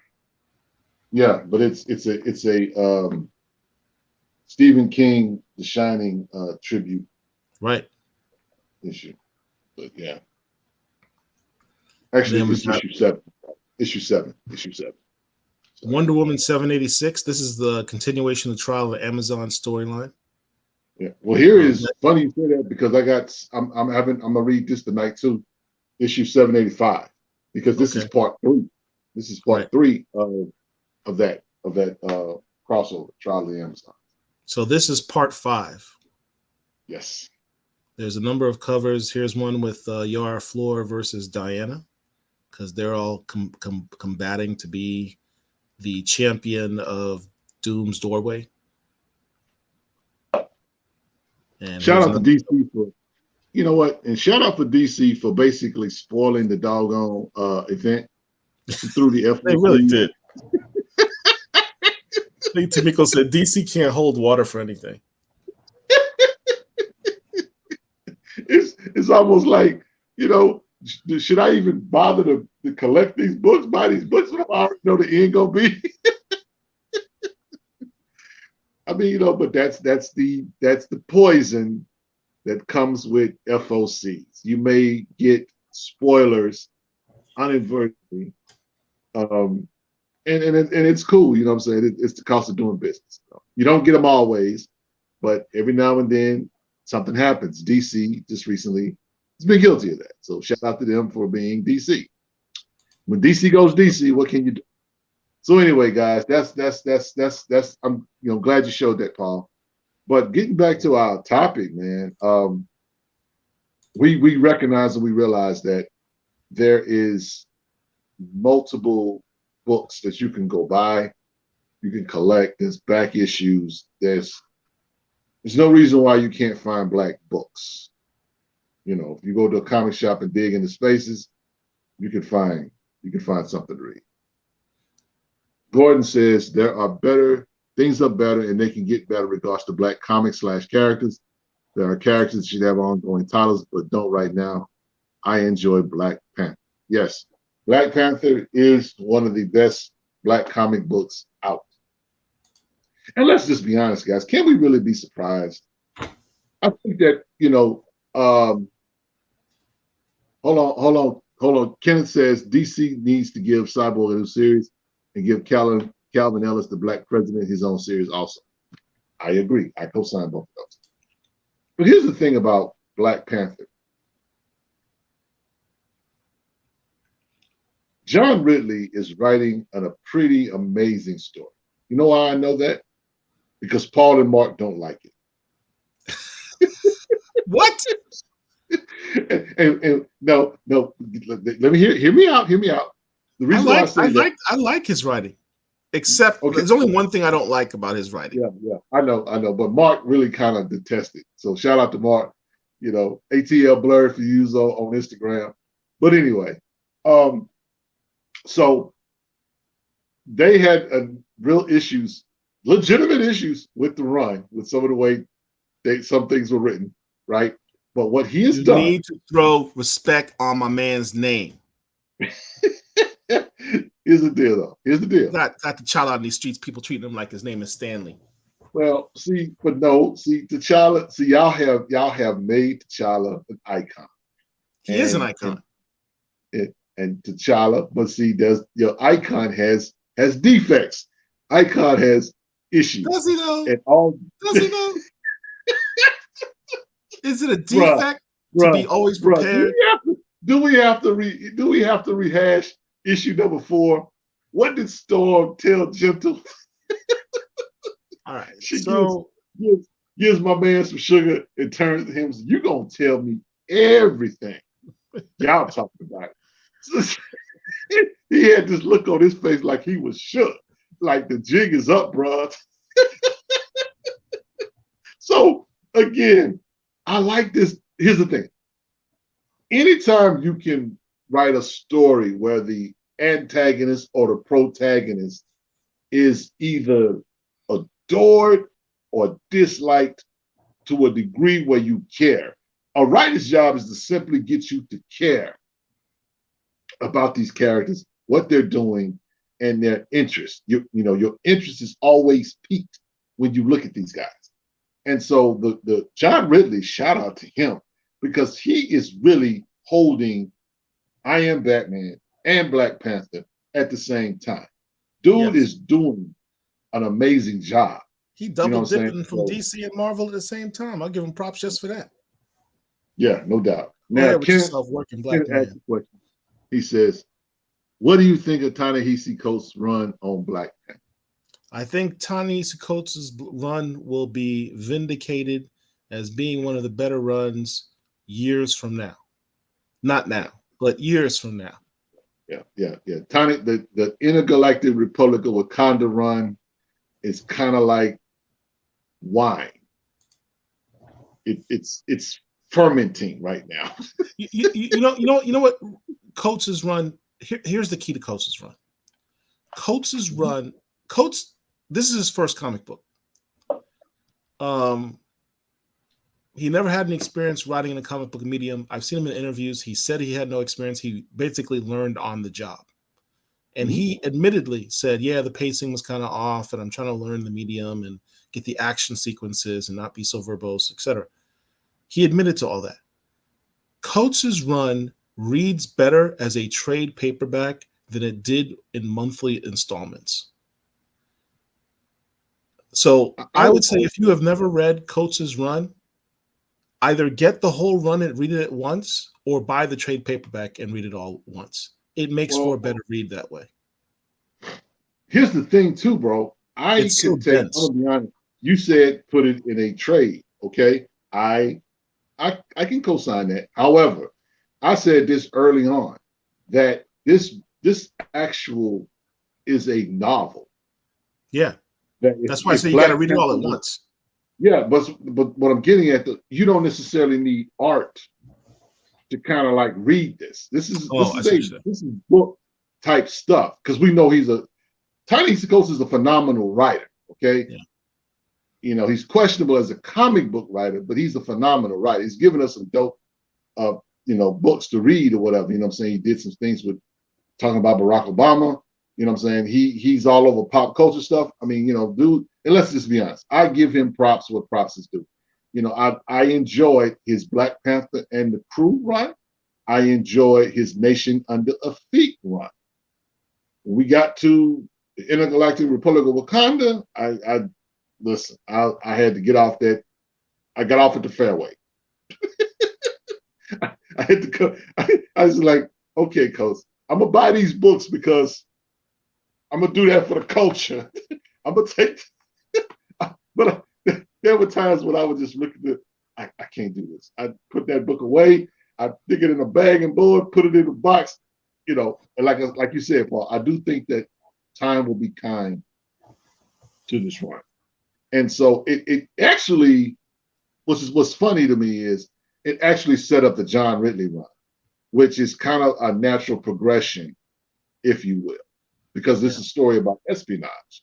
So he's kind of taking Black Panther out of the space. Eventually, we're going back to space. Okay, let's not get it twisted. Black Panther will be orbiting the universe at some point in this run. So he is the emperor, okay, of the Galactic Republic of Wakanda. We everybody's kind of struggling with calling him king right now. And Wakanda's like, listen, they go to the Hatu Zarari and say, listen, I need to know whether or not if something happens that the Hatu Zarari has Wakanda's back. And they're like, yeah, we got you. But that was really code for this Negro comes back, try to get the crown and seize power. Whose side you gonna be on? Yeah, whose side you gonna be on? That's what they were getting at. So it's hilarious when you think about it, but it makes for dope story writing. Now Gordon says the rest is indies for me. I guess he's talking about comics. Rodney Barnes can do no wrong with Philadelphia and Nita Hawes. I enjoy African creators on New Masters, Land of the Living God, Monkey Meat, and Buckhead. All fabulous titles. Now I gotta say that Junie Ba's Monkey Meat is bizarre to me. Yeah, that's an acquired taste. Yeah, I think I enjoy it, but it's very amusing, in it or whatever. But it's something that you have to really, really look at. Some books, what I'm saying, the themes of it they don't always snatch you, and in that particular book, Monkey Meat, it's telling a story, but you got to really look for the story within the story, if that makes any sense. I know it's up to 2 issues, and people are enjoying it. So shout out to Junie Ba, doing your thing, bro. We appreciate you out here in these streets. So there's a lot to collect, and there's a lot to be happy about, and there's a lot to be concerned about. We've kind of given you the light side of things. Let's talk a little bit about the dark. We have to. Now, modern books are at a premium, meaning that they're very expensive. And unfortunately, depending on what you collect, your books may not be worth the paper they're printed on. Shout out to Marvel. Marvel, I got a bone to pick with you. The paper quality on your books is terrible. Okay? Now, for a collector, I used to bug out and see when I see guys would buy a comic book and they would buy the book and then they would stick it in a bag and board and then just read it digital. That didn't make a lot of sense to me. But it makes all sense in the world when it comes to Marvel books, because the paper quality is just trash. Okay? The independent books, shout out to Boom Studios, shout out to Aftershock, shout out to Scout Comics, shout out to these independent books or whatever. But we'll set them up for some reason they can get better paper quality for $3.99. Yeah. You know what's keeping me from collecting Sabretooth? $5.99. Is that how much it costs? Yeah. I guess you should pre-order it so you don't have to pay $5.99. Ah, whatever. My point is, shout out to Victor Laveau, black writer who's writing Sabretooth. See, our people are all over the place, But what I'm getting at is that, why should I pay $6 for a comic book, okay, from a character that too many people don't care about? And then your paper quality is trash. I was reading the thing and I took my finger off of the book and I saw my own thumbprint. Yeah, the paper quality is horrible. I mean, at least with DC, they have a cover A and a cover B, and the cover B's on cardstock. Yeah. And I don't mind paying an extra $1 for the cardstock because it's better paper quality. It's going to last longer. Kenneth Gardner says, I love Tuskegee Air's Black Sands Entertainment, but my favorite black comic book series is Bitterroot. Yep. Shout out to Dave Sanford Green and is it Dave Walker? Chuck Brown. Chuck Brown. That's right. Chuck Brown. Yeah. So yeah. And I mean, it's good to have, books steadily at the shop or whatever. I just wish Black Sands could get their stuff in the retail stores. I know that's not their deal, but I just kind of wish that they, I wish it didn't have to go. That's the biggest gripe I have with a lot of independent books. Just for me personally, is I need to be able to get it at a retail store. Yeah. Because it's harder when you have to order it online from just their website, or they just have it digitally, which I don't really do. Yeah, I mean that's one of the challenges of dealing with independent books or whatever. Now Gordon says Monkey Meat is unique. It's a farce on ultra capitalism, which is not too far from where we are now. I agree. Shout out to inflation, it's kicking our butt. Yeah, Marvel definitely needs to pick it up on the paper. And I mean, again, what I'm saying? It's like they're not even thinking about the collectors. We're just going to print this stuff, and if you can see yourself through the pages, then sorry guys, it is what it is. You're going to buy these books anyway. Right. And sometimes that's the truth. You know what I'm saying? And it's like, I don't know what it's going to take for them to like up their paper quality. It doesn't really make a lot of sense, but it is what it is. So anyway, suffice to say that we've answered the question, are we satisfied collecting black comics? I think the answer is yes. Absolutely. If we had asked this question 2 years ago, that might have been a resounding no. But it also depends on, finding these titles or whatever. Right now, we can find these titles. And if you want something outside the scope, you can too. I mean, my answer to the question is yes, I'm satisfied in the sense that I have choices. Yes. I'm satisfied with the amount of choices that I have. I'm not satisfied with the quality of choices that I have. What I'm specifically from Marvel. DC has at least stepped up its game in giving some quality choices. But considering the volume of black characters they have, I wish they could do more. But they're getting there. Milestone gives them a big leg up. As for me, particularly now that we see where they're going in the future, right, with the Milestone properties, the future is very bright. But Marvel has really need to step up when it comes to black characters. They really do. You can't just put everything on Miles and Black Panther to carry your entire line in that section. Yeah. And I also think too that Marvel just does not listen. I don't know if you guys know this or not,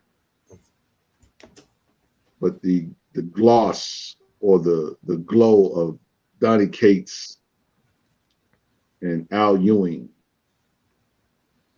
is gone.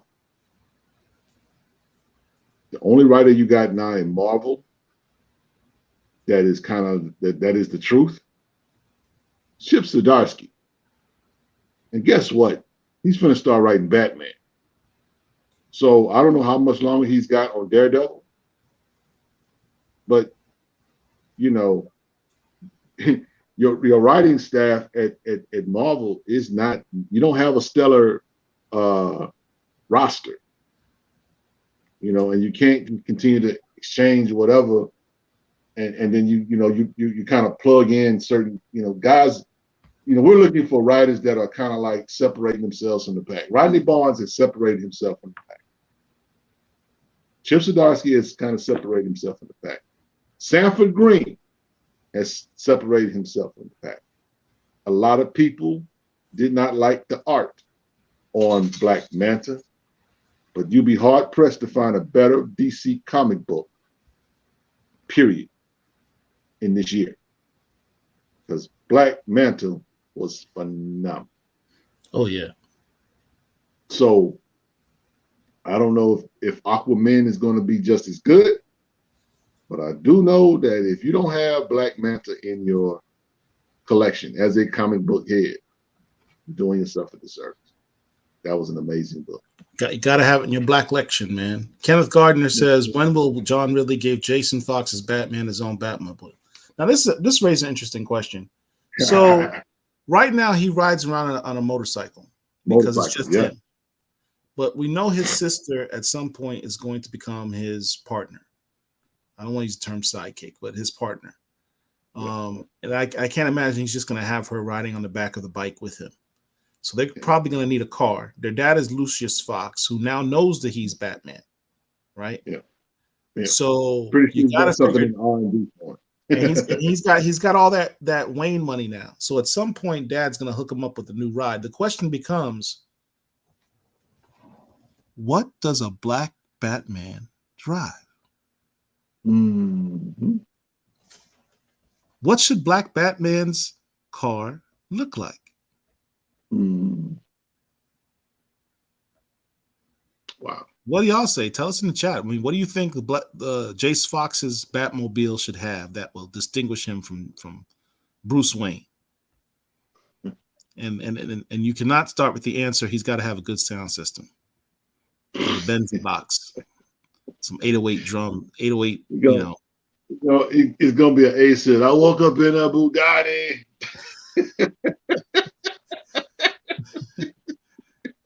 26-inch rims in the back. I mean, bruh, look, let me tell you something.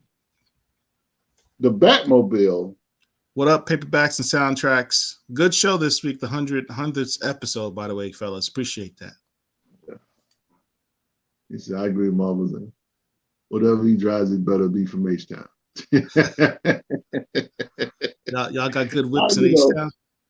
Oh, bro, man, the car culture in H-Town, that's it's infamous. It's not famous, it's infamous. But Kenneth says it should look like Robert Pattinson's Batmobile or something like it. So basically a muscle car. I think that a muscle car would be cool, but at the same time, he's in New York. That's what I'm saying. So, a nice monster Jeep might be cool. I don't know. New York's got narrow streets. You can't just be having some big tank looking thing. I mean, he's not going to find any parking space for one, but he's certainly not going to be able to navigate New York's narrow streets with some big ride. And for all intents and purposes, having a motorcycle is most ideal for New York. Right. Otis says it should look like the Duke's van in Escape from New York. I need to see them chandeliers on the hood. Chandeliers on the hood. Oh Lord, that's taking me back. Man, you know what? I would say maybe if I like the muscle car, maybe a Challenger, a Hellcat, be kind of cool. But we'll see. Because he does things kind of more on the low budget side. Yeah, he does. He's not. he's not trying to be really quote unquote flash, because I would say it's something like maybe a Lamborghini or a Ferrari, but that's kind of not who he is. So No, he doesn't want anything flashy. it remains to be seen. You know, I'll be honest, I never thought about it. I know he's always rode on a bike, motorcycle, and that's kind of like who he is. But you're right though, with his sister coming on as his sidekick, you know, that's going to be an issue. So yeah, he's going to need a car. Going to need a car. Otherwise, you have to do a little sidecar thing like Adam Weston. Yeah, that's not going to happen. Yeah. That's not going to happen. Yeah, man. So, you know, it is what it is. But yeah, there's a lot to go out and collect and buy and read, and you know, it's a wonderful time to be a comic book head. I think that the cool thing is that we have so many independent books to choose from. You know, the whole thing with legacy characters, whatever, you know what I'm saying? If that's not your jam, there's all this other stuff that you can go and read as well. You know what I'm saying? I like horror comics. Horror comics is also in a Renaissance type period or whatever. And so, you know, that's the reason why Philadelphia and Nita Hall is as big as it is. And, you know. As you mentioned horror comics, let me mention a new one that people can check out. Yes. Refrigerator Full of Heads by DC. I finally got a couple issues of that in the mail this weekend. I haven't read it yet, but the basic premise is that there's this magical axe that allows you to cut people's heads off, and then the heads will still live. Wow, that's crazy. So if you're into horror, that's something you might want to check out. Refrigerator Full of Heads by DC. Yeah. You know, and again, it's too much stuff out here to go buy. I mean, let me be honest with you. I am collecting. Well, not collecting, but I'm buying right now. I'm buying Wonder Woman because of the Nubia connection. Right. Me too. And I have Wonder Woman books in my collection, but a lot of them are a result of her relationship with Philippus, and some of the George Perez stuff that had black characters in it. So these different dynamics or whatever. Now, you know, James brought up, and somebody I think else brought up, Cyborg. I'm not sure what's going on with Cyborg and why he's not I don't think he's in a book right now. No, he's not. You know, so he's had a couple of runs. Wait, isn't he in Justice League? I should know that. He was in Justice League Odyssey. He got taken out of Justice League because because of that 3 black characters in a team book theory. I mean, you know, look, I you know, however they want to limit it, they don't want it to be known as a black book or whatever. That's fine. I mean, that's what you don't want to do. You don't want to do, but I mean, to me, you know, the Cyborg books have been pretty cool. Refrigerator Full of Heads, by the way. Yeah. You know, those runs have been cool. He had a new 52 run. He had a rebirth run.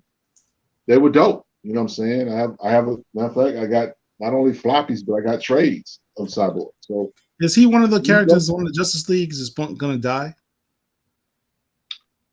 I'm not sure. He's not in the book. He's not in the bus. He's not in the Justice League. He's not in Justice League. That's the point.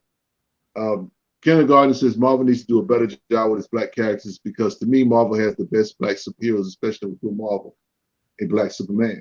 Well, see, problem with that, Kenneth, is Marvel is stupid. I mean, no, I'm being facetious. Okay, here's the thing. They have Blue Marvel. They've never listen. Blue Marvel has been in the Ultimates. Blue Marvel is going to be in. Is it? It was just announced he's coming back in a book. He's going to be in. It's not Thunderbolts, is it? I thought it was Defenders. He's going to be in a team book. We Yeah, know he's going to that. be in a team book that's coming up. So before that, he was in Dr. Doom. Okay, he was one of the quote unquote heroes in Dr. Doom by Christopher Cantwell. Okay. To put him in a book, I'm gonna be honest. I think they don't want to do that because I think they're afraid it'll sell. Because if it sells, that means you got to keep churning out more books. I think that, you know, it dare I say it might overshadow the Golden Boy, Captain America. It might outshine, you know, Tony Stark. Tony Stark's dead technically now. I mean, when you think about Marvel at this point, what is the premier Marvel books? It's the mutants, in my opinion. It's the mutants. The mutants, whether you're talking X-Men, you're talking about X-Factor, you're talking about Wolverine, those are the books that are kind of like have the most shine. I know there's a Moon Knight book. There's a Moon Knight Red, Black and Blood book coming out soon as well. People are starting to gravitate to Moon Knight, but we know that's because they're getting ready to do the show. So that's what Marvel does. Marvel gives anybody that's getting ready to have a show on Disney Plus or a movie, they put out a book. It's a part of their marketing program. And so we may not see Blue Marvel in a book, a significant book, until, say, The Marvels comes out. Because I do believe the last significant book Blue Marvel was in Doctor Doom. Yeah. In answer to your question about Cyborg, he's not dead. No. Here's the solicit for Justice League 75, which comes out in a few weeks. They're killing the Justice League. Superman's dead. Aquaman, Batman, Wonder Woman, and Green Lantern, probably Green Lantern John Stewart, apparently. So they're killing John Stewart. But who's left? You've got Simon Baz. You got Jessica Cruz. Your boy Black Lightning's there. Here's Cyborg in the background. Who I don't see is Sergeant or Mullen. You know what's funny, though? I see that Jessica Cruz is in a Green Lantern uniform. That's right. I didn't pick up on that. And she's a Yellow Lantern right now. Right. So I know a lot of Aqualad's about to become Aquaman. I know a lot of melanated, challenged people are upset.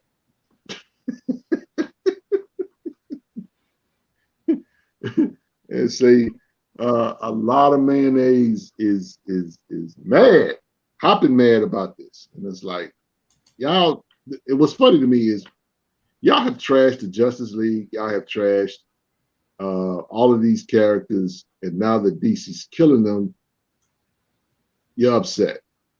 Well, it's because it's who they're replacing them with.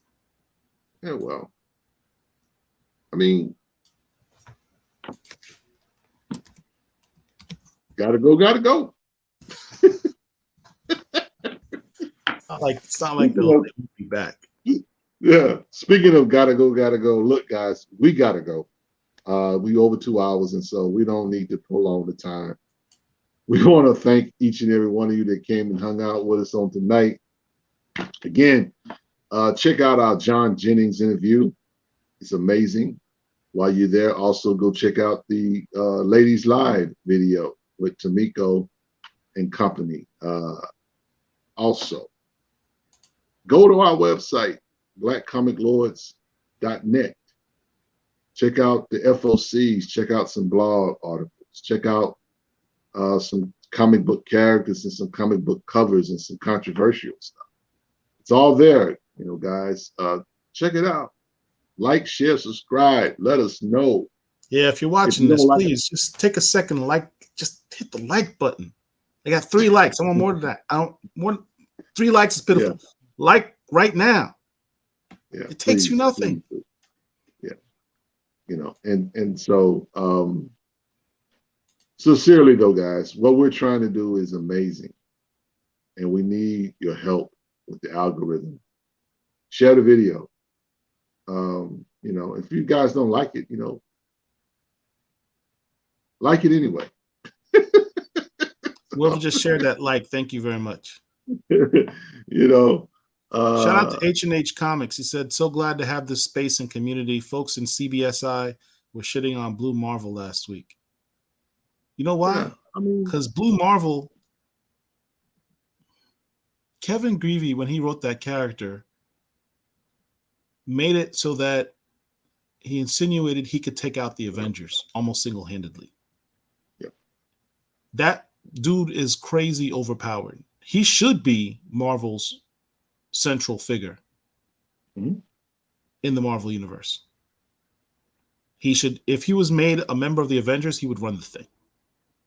Yep. Yep. Gordon says, I was pleased to see that Val DeLandro is a trainee. Oh, big up West Indian people, them.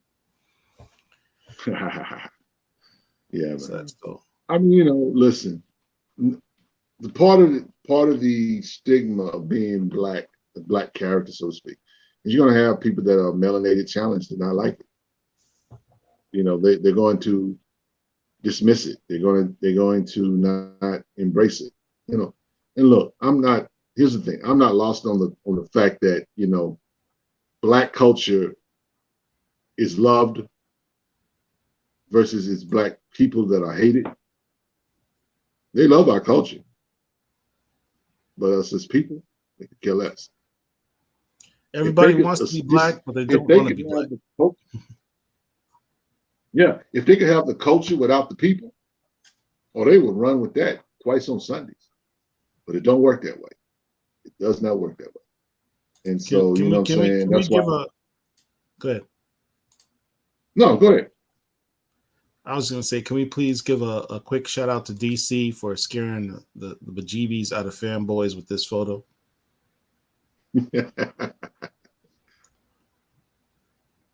That's the most melanated iteration of the Justice League of all time. And by the way, the Flash isn't even there. There's a black Flash, or I think she might be Aborigine, called Bolt, who should also be part of this lineup. So this is basically a all melanated Justice League, save for the son of Jor-El, Kal-El, who is, you know, one of the Sun people, I guess. I don't know.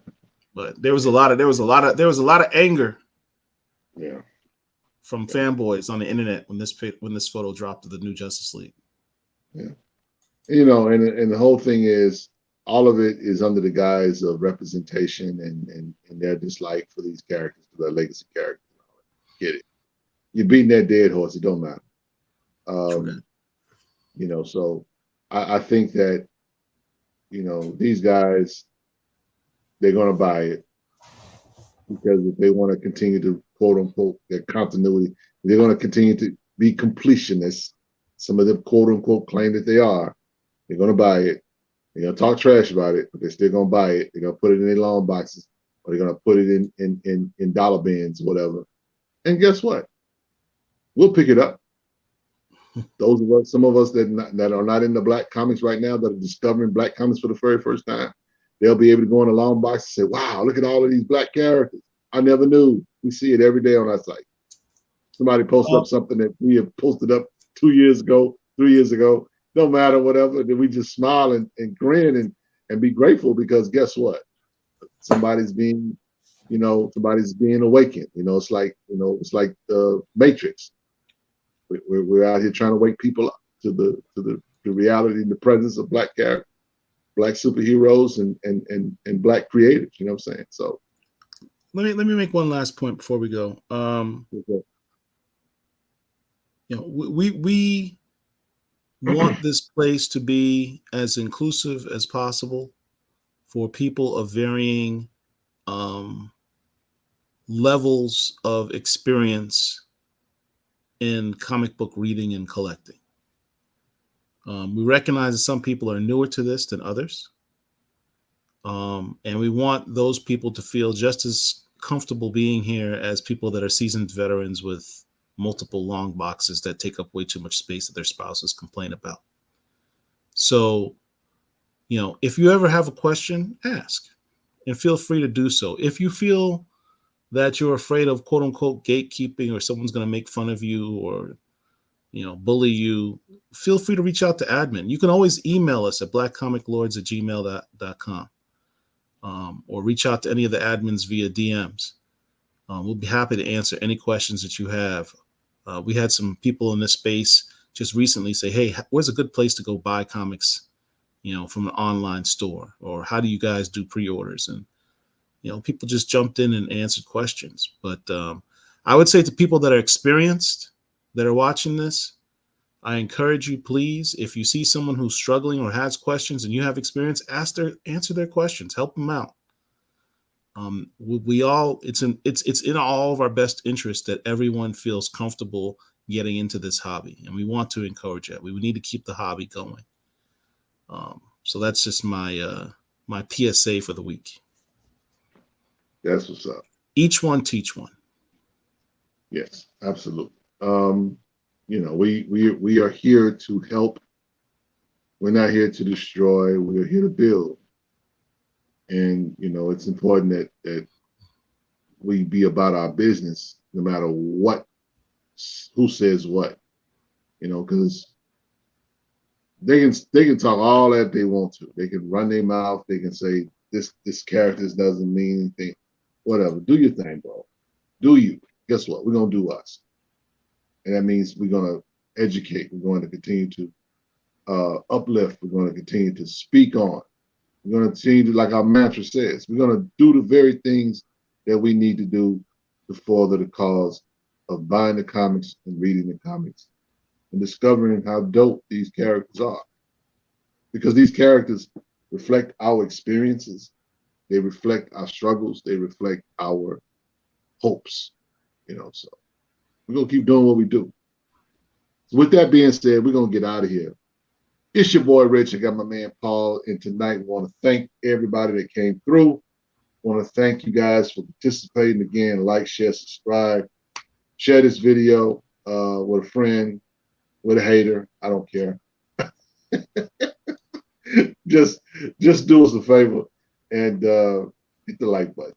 But until then, guys, we're going to get out of here. We say peace. We love you. There's nothing you can do about it. Buy the comics, read the comics. Black Comic Lords, BSF. We're out of here. See you when we see you. Good night. Easy, y'all. Have a good week. Peace.